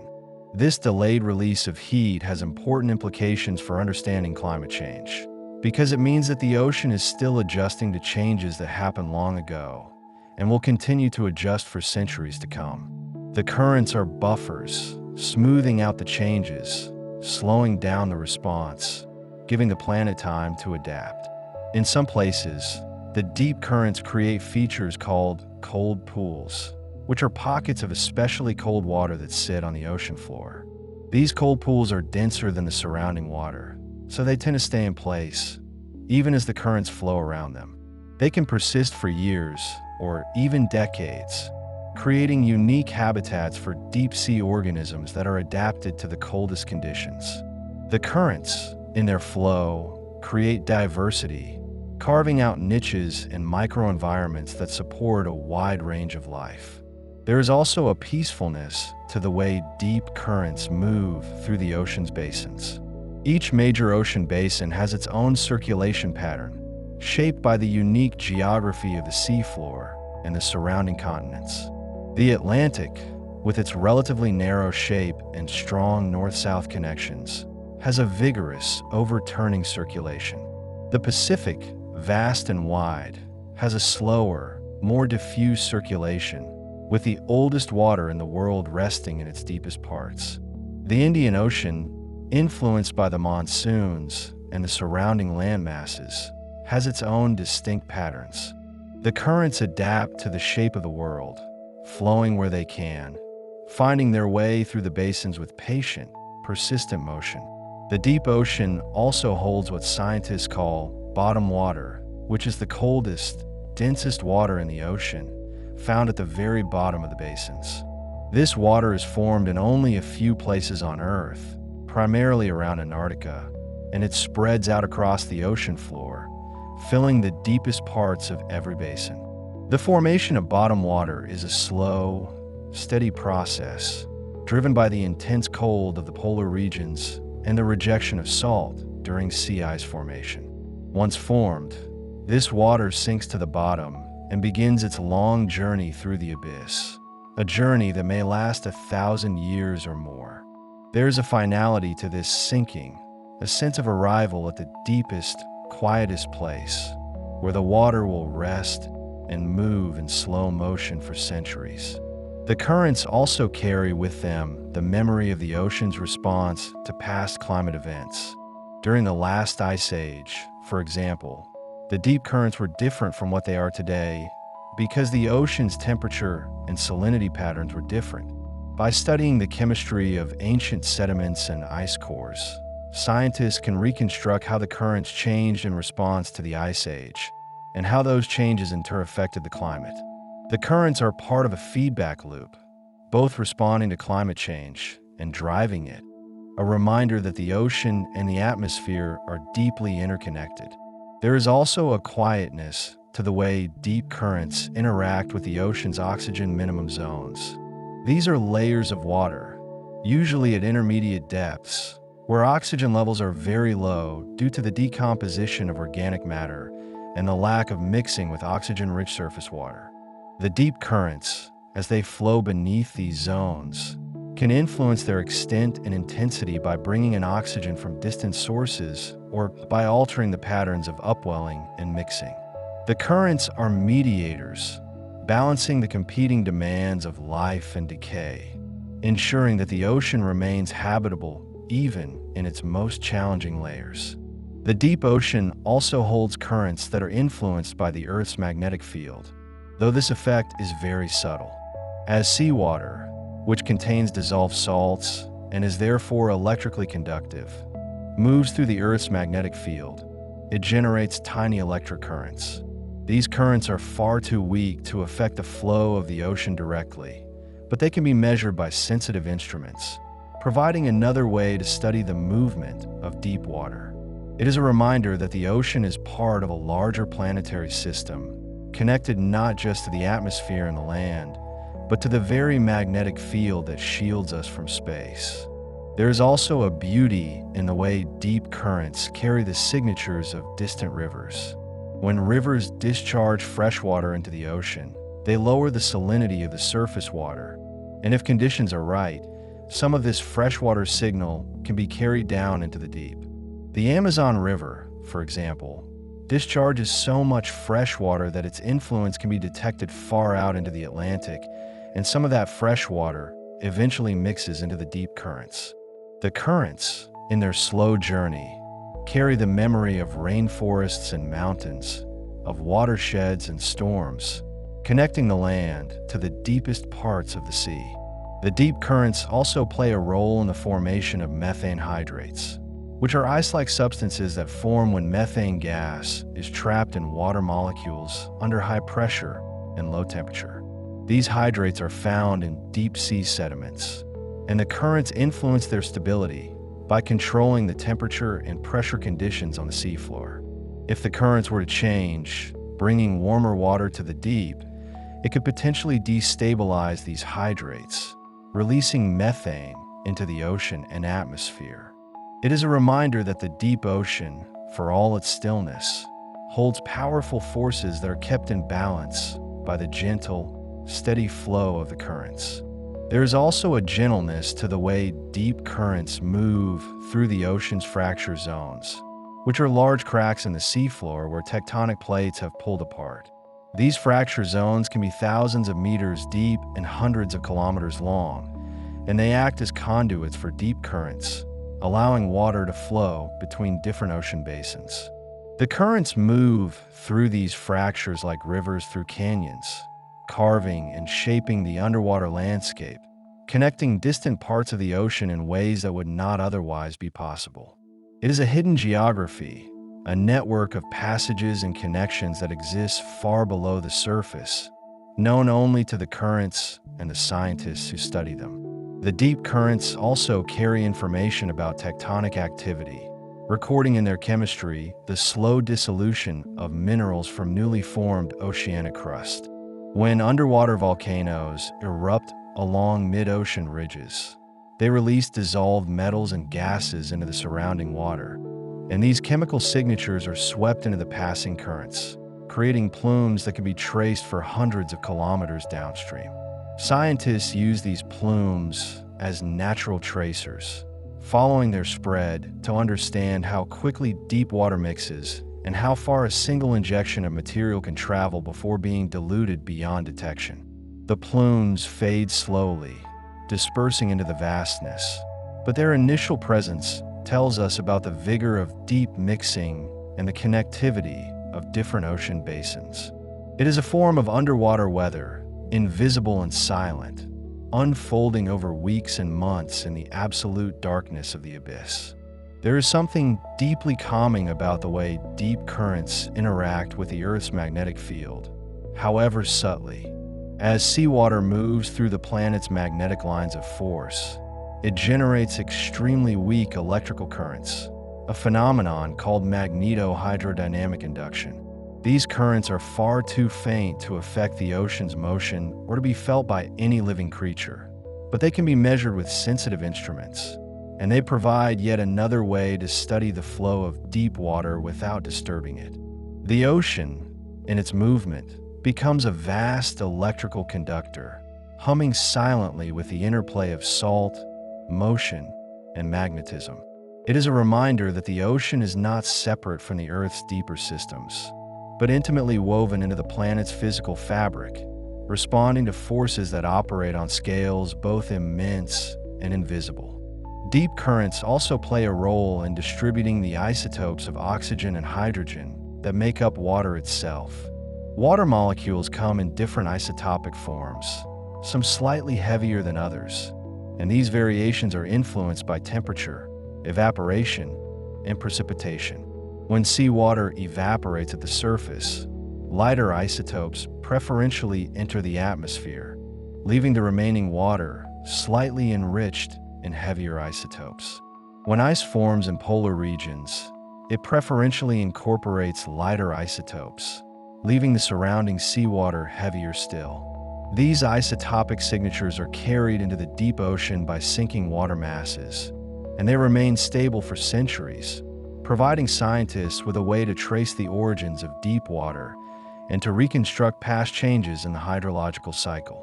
The currents become archives of the water cycle itself, holding within their flow the memory of rain, snow, ice, and evaporation from distant times and places. One of the most serene aspects of deep ocean currents is their role in buffering the Earth's climate against rapid change. The ocean's immense heat capacity means that it can absorb or release vast amounts of energy without undergoing dramatic temperature shifts. Deep currents, by slowly circulating the stored heat, help to smooth out the extremes that might otherwise occur in the climate system. When the surface ocean warms, some of that heat is mixed downward and carried away by deep currents, preventing the surface from heating as quickly as it otherwise would. Conversely, when the surface cools, The deep ocean can release some of its stored warmth, moderating the cooling.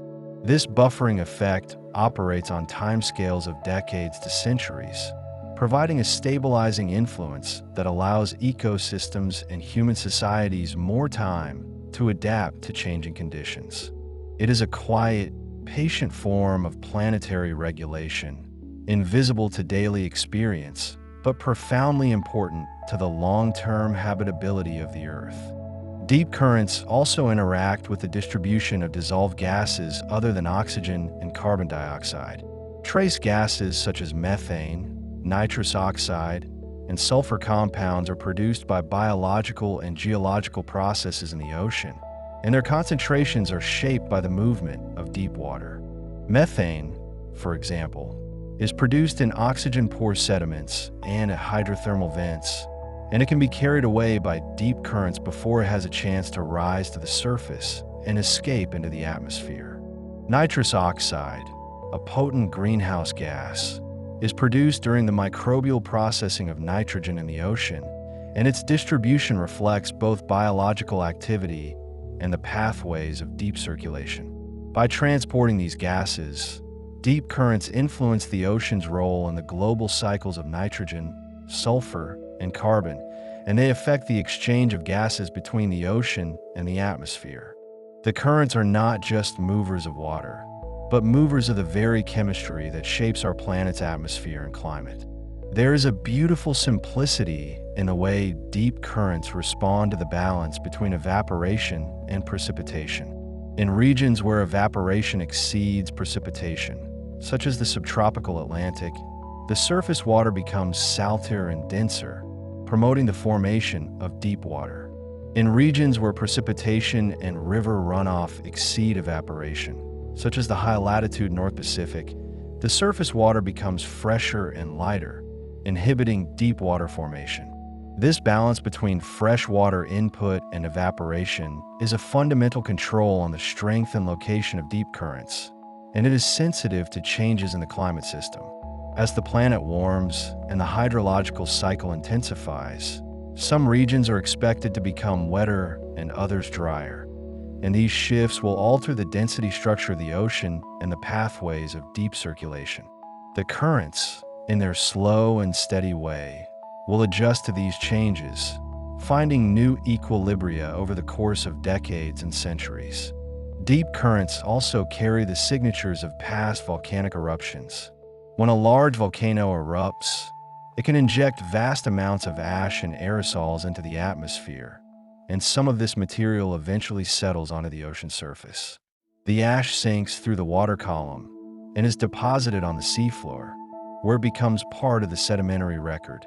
But before it settles, some of the ash and the dissolved chemicals it releases are mixed into the surface ocean and eventually carried downward by deep currents.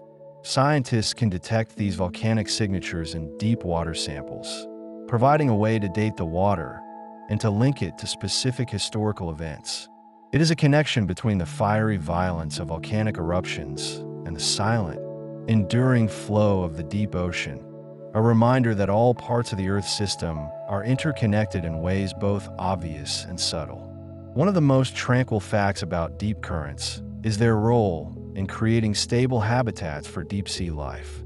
The slow, steady flow of water provides a reliable supply of nutrients and oxygen to organisms that live in the abyss, and the constancy of temperature and salinity creates an environment that changes very little over time. This stability has allowed deep-sea species to evolve highly specialized adaptations, and it has fostered the development of unique ecosystems that are found nowhere else on Earth. The currents are the lifeblood of these ecosystems, sustaining them in the darkness and cold, and they do so with a patience and reliability that is almost meditative. For creatures that live their entire lives in the deep, the currents are not just a physical phenomenon, but the very pulse of their world.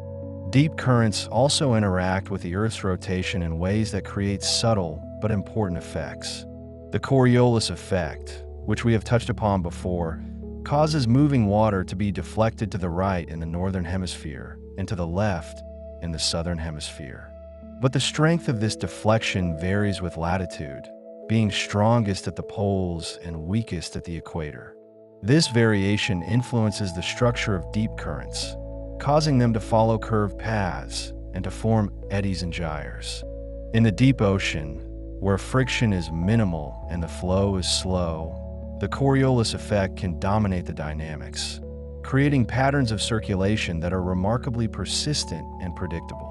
It is a beautiful example of how a simple physical principle, applied over vast distances and long times, can give rise to complex and elegant structures. There is also a calming quality to the way deep currents transport heat, not just horizontally, but also vertically, through a process called diapicnal mixing. This mixing occurs when turbulence causes water of different densities to blend together, allowing heat and other properties to move across density layers. In the deep ocean, diapicnal mixing is generally weak, but it is not zero, and over long periods, it can have a significant effect on the distribution of heat and other tracers. The mixing is driven by a variety of processes, including internal waves breaking against the seafloor, the interaction of currents with rough topography, and the stirring caused by eddies. It is a slow, diffusive process, more like the gradual blending of colors in a painting than the vigorous mixing of a stirred pot, and it contributes to the overall smoothness and uniformity of the deep ocean's properties. Deep currents also play a role in the distribution of radioactive isotopes that are produced naturally in the ocean. One such isotope is carbon-14, which is created in the atmosphere by cosmic rays and then absorbed by the ocean. Carbon-14 decays over time, with a half-life of about 5,730 years, and by measuring its concentration in deep water, scientists can estimate how long the water has been isolated from the surface. This technique, known as radiocarbon dating, has been used to confirm that the oldest deep water in the Pacific is indeed more than 1,000 years old. The currents carry this radioactive clock within them, ticking slowly as they flow, and they provide a direct measure of the timescales of deep ocean circulation. It is a profoundly peaceful thought that the ocean holds within it a record of time itself, measured in the quiet decay of atoms. Another soothing aspect of deep currents is their role in the global nitrogen cycle. Nitrogen is an essential nutrient for all life, but it exists in the ocean in several different chemical forms, including dissolved nitrogen gas, nitrate, nitrite, and ammonium. These forms are interconverted by microbial processes, and their distribution is shaped by the movement of deep currents. In oxygen-poor regions, certain bacteria convert nitrate into nitrogen gas, a process called denitrification, which removes nitrogen from the biologically available pool. In other regions, nitrogen gas is converted back into ammonium and nitrate by nitrogen-fixing bacteria, replenishing the supply. Deep currents transport these different forms of nitrogen around the ocean, linking regions of nitrogen loss and nitrogen gain, and helping to maintain a global balance. The currents are the circulatory system for this essential element, ensuring that it is distributed where it is needed and that the ocean remains fertile and productive. Deep currents also interact with the distribution of silica, another important nutrient. Silica is required by diatoms, a type of phytoplankton that builds intricate glass-like shells, and by certain other organisms, such as radiolarians and sponges. When these organisms die, their silica shells sink to the seafloor, and over time they can accumulate to form thick deposits of siliceous ooze. But some of the silica dissolves back into the water as it sinks, and this dissolved silica is carried by deep currents. The deep ocean is generally enriched in silica compared to the surface because it has accumulated over centuries from the dissolution of sinking shells. When deep water upwells to the surface, it brings this silica with it, providing a fresh supply for diatoms and supporting the productivity of surface ecosystems. The currents are thus essential to the silica cycle, linking the deep and shallow ocean in a loop that sustains one of the most important groups of marine organisms. There's a gentle beauty in the way deep currents respond to changes in the wind. Although the deep ocean is far removed from the direct influence of wind, the wind drives surface currents. And these surface currents in turn influence the deep ocean through a variety of mechanisms. Wind-driven upwelling, for example, brings deep water to the surface, and this creates a demand for more deep water to flow in and replace what has been removed. Wind-driven downwelling, conversely, pushes surface water downward, contributing to the formation of deep water masses. Changes in wind patterns, such as those associated with climate variability, can therefore alter the strength and pathways of deep currents, even though the wind itself never touches the deep ocean. It is a form of remote control, a way in which the atmosphere and the deep ocean communicate across the barrier of the surface, and it adds another layer of complexity to the ocean circulation. Deep currents also play a role in the distribution of dissolved organic matter, a complex mixture of compounds that includes everything from simple sugars to large, refractory molecules that resist decomposition. This organic matter is produced by living organisms at the surface, and some of it sinks or is mixed downward into the deep ocean. Once in the deep, it is transported by currents and slowly consumed by bacteria and other microbes. The deep ocean contains a vast reservoir of dissolved organic matter, and its composition and concentration provide clues about the biological processes that occur at the surface and the efficiency with which organic matter is recycled. The currents are the conveyors of this organic material, carrying it across ocean basins and allowing it to be processed by deep-sea microbial communities. It is a slow, quiet form of recycling, one that operates on timescales of centuries and that contributes to the ocean's overall carbon budget. One of the most calming aspects of deep currents is their predictability.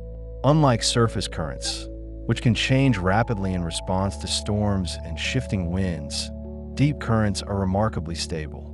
Their pathways and speeds change only slowly in response to long-term shifts in temperature, salinity, and wind patterns.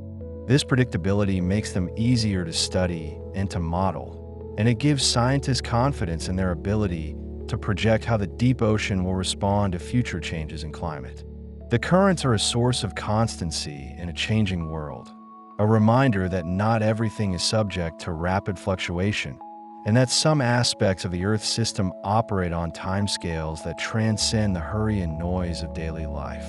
Deep currents also interact with the distribution of trace elements such as iron, zinc, and copper, which are essential micronutrients for marine life. These elements are present in the ocean in extremely low concentrations, but they play crucial roles in biological processes such as photosynthesis and nitrogen fixation. The distribution of trace elements is shaped by a combination of sources, such as dust deposition and hydrothermal vents, and sinks, such as uptake by organisms and scavenging by particles. Deep currents transport these elements around the ocean, linking regions where they are supplied with regions where they are consumed. The currents are the delivery system for these micronutrients, ensuring that even the most remote parts of the ocean receive the elements necessary for life. It is a quiet service, performed without fanfare, but essential to the health and productivity of the entire ocean. There is also a soothing quality to the way deep currents contribute to the ocean's alkalinity, which is a measure of its capacity to neutralize acids. The ocean is naturally alkaline, with a pH slightly above 7, and this alkalinity is maintained by the presence of dissolved carbonate and bicarbonate ions. These ions are produced by the weathering of rocks on land and by the dissolution of calcium carbonate shells in the ocean. Deep currents transport alkalinity around the ocean, distributing it evenly and helping to buffer the ocean against changes in pH. This buffering capacity is especially important in the context of ocean acidification, which is caused by the absorption of carbon dioxide from the atmosphere. The currents help to spread the burden of this additional acidity, preventing any one region from becoming too acidic and giving marine organisms more time to adapt. It is a form of planetary resilience, a way in which the ocean protects itself and the life it contains. Deep currents also play a role in the distribution of heat at the seafloor. Although the deep ocean is generally very cold, there are localized areas where heat is released from the Earth's interior, such as at hydrothermal vents and volcanic centers. This heat is carried away by deep currents, spreading it over a larger area and preventing it from accumulating in one place. The currents also transport cold water toward these heat sources, creating a balance between heating and cooling that maintains the overall temperature structure of the deep ocean. It is a quiet, steady exchange of energy, one that operates continuously and that contributes to the thermal stability of the abyss. One of the most tranquil facts about deep currents is their role in creating a sense of unity in the ocean. Despite the ocean's vast size and the diversity of its regions, the deep currents link all the ocean basins together, creating a single, interconnected system. Water that sinks in the North Atlantic eventually reaches the Pacific and the Indian Ocean. Water that upwells in the Southern Ocean eventually returns to the North Atlantic. This connectivity means that changes in one part of the ocean can eventually affect distant regions. And it means that the ocean functions as a single, coherent entity. The currents are the threads that weave the ocean together, creating a tapestry of circulation that spans the globe. It is a beautiful and humbling thought that the ocean is not a collection of separate seas, but a single, unified whole. Deep currents also interact with the distribution of dissolved gases in ways that affect the ocean's chemistry. For example, the solubility of gases in seawater depends on temperature and pressure, and as deep currents move water from cold, high-pressure regions to warmer, lower-pressure regions, the dissolved gases can come out of solution and form bubbles. This process is generally slow and subtle in the deep ocean, but it can be important in certain settings, such as near the boundaries of methane hydrate stability zones. The currents, by transporting water across gradients of temperature and pressure, influence the phase behavior of dissolved gases and contribute to the complex chemistry of the deep ocean. There is also a calming quality to the way deep currents respond to the seasonal cycle, even though they are far removed from the direct influence of the seasons. Seasonal changes in surface temperature, salinity, and wind patterns can affect the formation of deep water, and these effects propagate slowly into the deep ocean.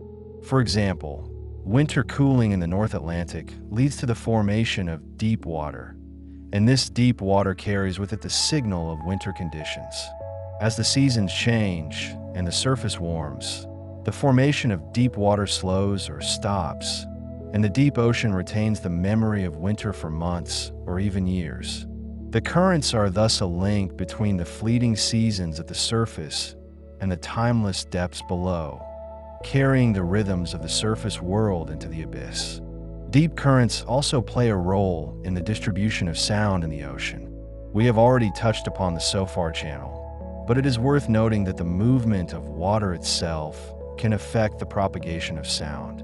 Currents can refract sound waves, bending their paths and altering the distance over which they can be detected. They can also create regions of acoustic convergence, where sound waves from different sources come together, and regions of acoustic shadow, where sound is blocked or attenuated. These effects are subtle, but they are important for marine animals that rely on sound for communication and navigation, and they are also important for human activities such as sonar and underwater communication. The currents, in their slow and steady flow, shape the acoustic environment of the deep ocean, creating patterns of sound and silence that are as complex as the currents themselves. One of the most peaceful aspects of deep currents is their role in creating a sense of timelessness. In the deep ocean, where light does not penetrate and where the temperature and salinity change very little, the passage of time is marked not by days and nights or by seasons, but by the slow movement of water. A parcel of water that sinks in the North Atlantic will take centuries to reach the Pacific, and during that time it will experience almost no change in its immediate environment. For the organisms that live in this water, and for the water itself, time moves at a different pace, measured not in hours or days, but in decades and centuries. It is a form of existence that is almost beyond our comprehension, a life lived in slow motion, in a world where patience is not a virtue, but a necessity. Deep currents also interact with the distribution of heat in ways that affect the melting of ice shelves in Antarctica. Ice shelves are thick platforms of floating ice that extend from the Antarctic continent over the ocean, and they play a crucial role in stabilizing the ice sheet and slowing the flow of glaciers into the sea. The underside of these ice shelves is in contact with seawater, and if that seawater is warm enough, it can cause the ice to melt from below. Deep currents, particularly those that bring relatively warm water from the north, can access the cavities beneath ice shelves and contribute to this basal melting. The rate of melting depends on the temperature of the water, the speed of the current, and the geometry of the ice shelf cavity.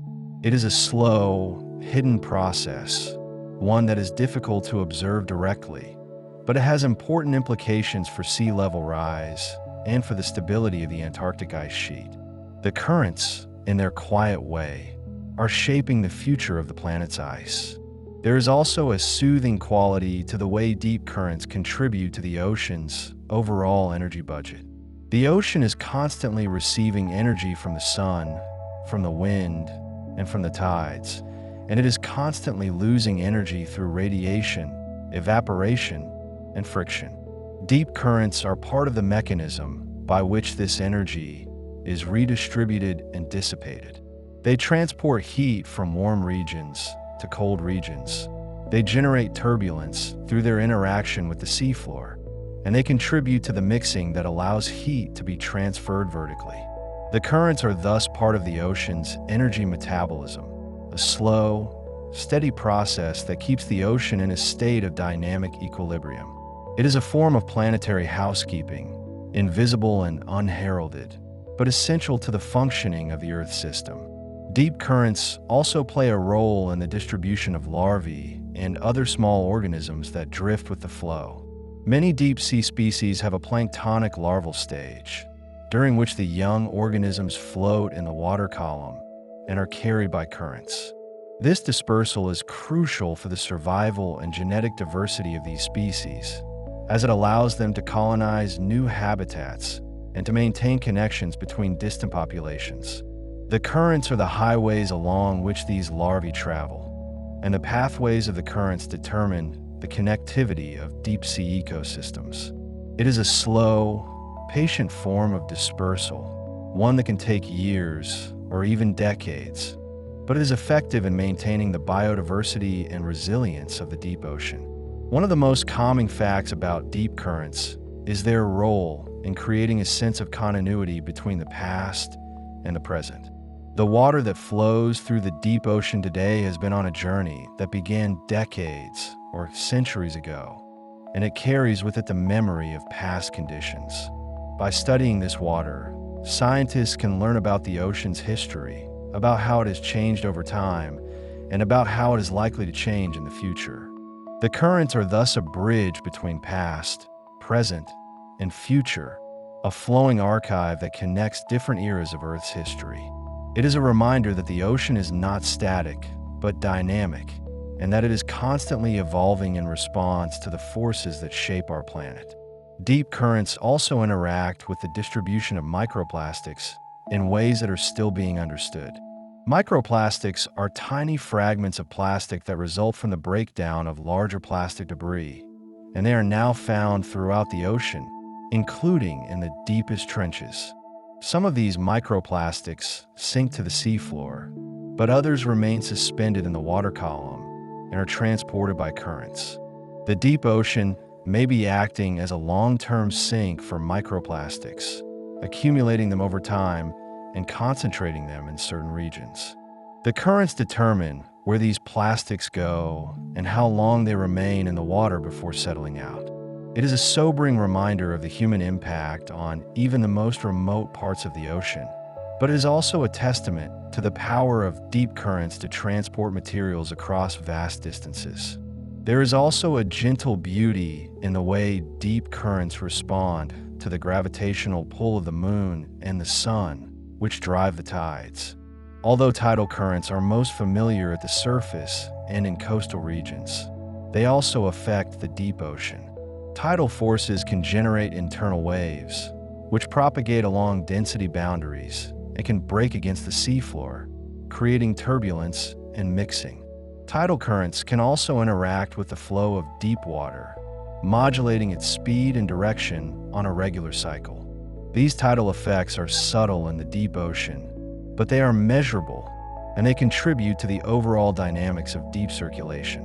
The currents, in their slow and steady flow, are thus influenced by the rhythms of the celestial bodies, a connection that spans from the depths of the ocean to the vastness of space. Deep currents also play a role in the distribution of heat around underwater mountains and ridges. When a current encounters a seamount or a ridge, it is forced to flow around or over the obstacle, and this can create regions of enhanced mixing and turbulence. The turbulence can bring deep, cold water upward and mix it with the overlying water, creating localized areas of cooling or warming. These effects are generally small, but they can be important for the organisms that live near seamounts, as they can affect the availability of nutrients and the temperature of the water. The currents, in their interaction with the seafloor, create a mosaic of different conditions, adding to the diversity and complexity of the deep ocean environment. One of the most tranquil aspects of deep currents is their role in creating a sense of balance in the ocean.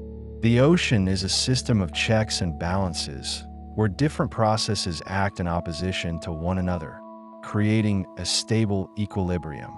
Deep currents are part of this balance, transporting heat, salt, nutrients, and other properties in ways that counteract imbalances and maintain the overall health of the ocean. When one region becomes too warm, the currents bring in cooler water. When one region becomes depleted in nutrients, the currents bring in a fresh supply. This balancing act operates on timescales of decades to centuries, but it is remarkably effective, and it has allowed the ocean to remain stable and productive over millions of years. It is a form of planetary wisdom, a self-regulating system that operates without conscious thought, and is one of the most beautiful and reassuring aspects of the natural world. Deep currents also interact with the distribution of calcium carbonate, which is the mineral that makes up the shells and skeletons of many marine organisms.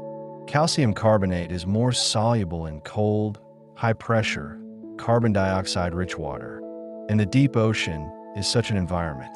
As a result, calcium carbonate shells that sink to the seafloor can dissolve, releasing calcium and carbonate ions back into the water. This dissolution is most intense below a certain depth, known as the carbonate compensation depth, and it varies from place to place depending on the chemistry of the water. Deep currents transport water with different levels of calcium carbonate saturation, and they influence where dissolution occurs and how much calcium carbonate accumulates on the seafloor. The currents are thus part of the ocean's carbonate system, linking the biological production of calcium carbonate at the surface with its dissolution and burial in the deep. There is also a calming quality to the way deep currents contribute to the ocean's overall inertia. The ocean is an enormous body of water, and it resists rapid changes in temperature, salinity, and circulation. This inertia is partly due to the ocean's sheer size, but it is also due to the slow, steady flow of deep currents, which distribute properties evenly and prevent sudden shifts. The currents act as a stabilizing force, smoothing out fluctuations and ensuring that the ocean changes only gradually. This inertia is a source of stability for the Earth's climate, as it means that the ocean can absorb disturbances without undergoing dramatic changes. It is a form of resilience, a capacity to withstand shocks and to return to equilibrium. It is one of the reasons why the ocean has been able to support life for billions of years. Deep currents also play a role in the distribution of radon, a radioactive gas that is produced by the decay of uranium in the Earth's crust. Radon seeps into the ocean from the seafloor, and it is transported by deep currents. Because radon has a short half-life, its concentration decreases as it is carried away from its source. And by measuring radon levels in the water, scientists can estimate how quickly the water is moving and how much mixing is occurring. Radon is thus a natural tracer, a tool that helps scientists to understand the dynamics of deep circulation. The currents, in carrying this radioactive gas, provide yet another window into their hidden world, allowing us to measure and map their flow with ever greater precision. One of the most peaceful facts about deep currents is their role in creating a sense of connection between the ocean and the land. The ocean is not isolated from the continents, but is intimately connected to them through the flow of rivers, the weathering of rocks, and the deposition of sediments. Deep currents transport the dissolved products of these processes, carrying them across ocean basins and distributing them throughout the deep ocean. The currents link the mountains and the plains, the forests and the deserts, to the deepest parts of the sea, creating a planetary system in which all parts are interconnected. It is a reminder that the ocean is not a separate realm, but an integral part of the Earth, and that the health of the ocean depends on the health of the land. Deep currents also interact with the distribution of phosphorus, another essential nutrient. Phosphorus is present in the ocean primarily as phosphate, and it is required by all living organisms for the synthesis of DNA, RNA, and ADP. Phosphorus is supplied to the ocean by the weathering of rocks on land and by the upwelling of deep water, and it is removed by the burial of organic matter and the formation of phosphate minerals. Deep currents transport phosphate around the ocean, linking regions of phosphorus supply with regions of phosphorus demand. The currents are thus essential to the phosphorus cycle, ensuring that this limiting nutrient is available where it is needed and that the ocean remains fertile and productive. There is also a soothing quality to the way deep currents respond to the melting of ice. When ice melts, it releases fresh water into the ocean, and this fresh water is less dense than salt water. If enough fresh water is added, it can form a layer on top of the denser salt water, inhibiting vertical mixing and reducing the formation of deep water. This process, known as freshwater capping, can weaken deep currents and alter the ocean circulation. It is a slow, subtle effect, but it is important in the context of climate change, as the melting of glaciers and ice sheets is expected to add large amounts of fresh water to the ocean.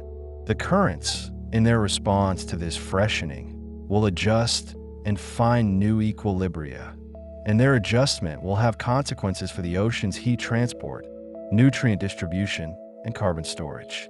Deep currents also play a role in the distribution of barium, a trace element that is used by some marine organisms to build their shells.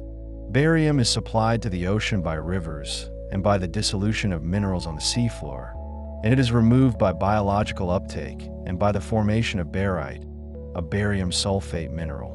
Deep currents transport dissolved barium around the ocean, and the distribution of barium in the water column provides clues about the sources and sinks of this element. Barium is also used as a tracer of ocean circulation, as its concentration varies from place to place in ways that reflect the pathways of deep currents. The currents, in carrying barium, contribute to the ocean's geochemical cycles and provide scientists with yet another tool for studying their flow. One of the most calming aspects of deep currents is their role in creating a sense of wonder. The deep ocean is one of the last great frontiers on Earth, a realm that is still largely unexplored and that holds countless mysteries. Deep currents are part of this mystery, flowing silently through the darkness, shaping the ocean's structure and influencing its chemistry and biology in ways that we are only beginning to understand. Every new measurement, every new model, reveals something unexpected, something that challenges our assumptions and deepens our appreciation for the complexity and beauty of the ocean. The currents are a source of endless fascination, a reminder that there is always more to learn, and that the natural world is far richer and more intricate than we can ever fully comprehend. Deep currents also interact with the distribution of helium isotopes, which are produced by radioactive decay in the Earth's crust and mantle. Helium-3, a rare isotope, is released by hydrothermal vents and by the slow diffusion of gases from the Earth's interior. Deep currents transport helium-3 away from its sources, and by measuring its concentration in the water, scientists can trace the pathways of deep circulation and identify regions where mantle-derived fluids are entering the ocean. Helium-3 is an exceptionally sensitive tracer, as it is not produced by biological or atmospheric processes, and its presence in the ocean is a direct signature of the Earth's internal activity. The currents, in carrying helium-3, provide a connection between the ocean and the deep interior of the planet, a link that spans from the surface to the core. There is also a gentle beauty in the way deep currents contribute to the ocean's overall sense of rhythm. The ocean is a system of cycles and rhythms, from the daily cycle of tides, to the seasonal cycle of surface temperatures, to the millennial cycle of ice ages. Deep currents are part of this rhythm, operating on their own time scale, slower than the surface cycles, but faster than the tectonic movements of the Earth's crust. They are a middle ground, a bridge between the rapid and the slow, and they help to synchronize the different parts of the ocean system. The currents are the metronome of the deep ocean, keeping time in a world where time is measured not in seconds, but in centuries. Deep currents also play a role in the distribution of thorium isotopes, which are produced by the decay of uranium, and which are highly reactive with particles. Thorium is quickly scavenged from the water column by sinking particles, and its concentration in the water provides information about the rate at which particles are sinking and the intensity of biological activity. Deep currents transport thorium, but because it is removed so quickly, its distribution is more influenced by local processes than by large-scale circulation. Nevertheless, by combining measurements of thorium with measurements of other tracers, scientists can build a more complete picture of the ocean's dynamics. The currents, in their interaction with thorium, reveal the interplay between circulation and particle flux, between the movement of water and the sinking of material. One of the most tranquil facts about deep currents is their role in creating a sense of inevitability. The ocean circulation is driven by fundamental physical principles, by the laws of thermodynamics and fluid dynamics. And these laws ensure that the currents will flow as long as there are differences in temperature and salinity. The currents are not random or chaotic, but predictable and orderly, following pathways that are determined by the shape of the ocean basins, the rotation of the Earth, and the distribution of heat and salt. There is a comfort in this inevitability, a reassurance that the ocean will continue to circulate, that it will continue to transport heat and nutrients, and that it will continue to support life. The currents are a constant, a reliable feature of the Earth system, and they will endure as long as the ocean itself endures. And so, as we come gently toward the close of this long, quiet journey through the deep ocean currents, let us take a moment to reflect on what we have learned. We have explored the slow, patient flow of water through the abyss, the way it carries heat and salt and nutrients across vast distances, the way it shapes the chemistry and biology of the ocean, and the way it connects all the ocean basins into a single, unified system. We have seen how deep currents are driven by differences in density, how they respond to the Earth's rotation and the shape of the seafloor, and how they interact with a multitude of other processes, from the melting of ice to the eruption of volcanoes to the weathering of rocks. We have learned that deep currents are not just physical phenomena, but essential components of the Earth's climate system, and that they play a crucial role in regulating the planet's temperature and in supporting life in the ocean. We have also discovered that deep currents are remarkably stable and predictable, flowing along the same pathways for centuries, and that they provide a sense of continuity and constancy in a changing world. They are a source of wonder and fascination, a reminder of the ocean's immense size and complexity, and a testament to the power of patient, long-term processes. The currents are invisible to us, hidden beneath the surface, but they are always there, always flowing, always working to maintain the balance and health of the ocean. As you lie here, perhaps feeling the weight of the day lifting, perhaps feeling your mind beginning to quiet, know that the ocean's currents are still flowing, still carrying their cargo of heat and nutrients, still connecting distant parts of the world. They do not stop, they do not rest, and they do not require our attention or our concern. They simply are a fundamental part of the planet, as reliable as the turning of the earth and as enduring as the mountains. There is a deep peace in this knowledge, a sense that the world is larger and older and more stable than our individual worries, and that we are part of something vast and beautiful. If you are still awake, if your mind is still wandering through these quiet waters, know that there are always more stories to tell, more facts to explore, more wonders to discover.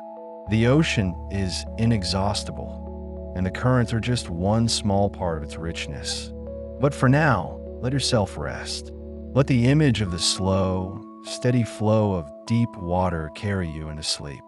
Imagine yourself as a parcel of water, sinking gently from the surface, cooling and settling into the depths, beginning a long, slow journey across the ocean floor. There is no hurry, no urgency, only the quiet, patient movement of water, guided by invisible forces, following ancient pathways, part of a circulation that has been flowing for millions of years, and that will continue to flow for millions more. Rest now, knowing that the ocean is there, vast and calm, holding its secrets, carrying its currents, sustaining life, regulating climate, connecting the world. Rest in the knowledge that the earth is a place of deep rhythms and slow processes, and that you are part of this beautiful, intricate system. The currents will flow on without you, and when you wake, they will still be there, still moving, still doing their quiet work. There is nothing you need to do, nothing you need to worry about. The ocean has been here long before you, and it will be here long after. It is patient, it is constant, and it is at peace. Good night. Let the currents carry you gently into dreams. Let the deep ocean hold you in its calm embrace. Sleep well, knowing that the world is turning, the water is flowing, and all is as it should be. Good night.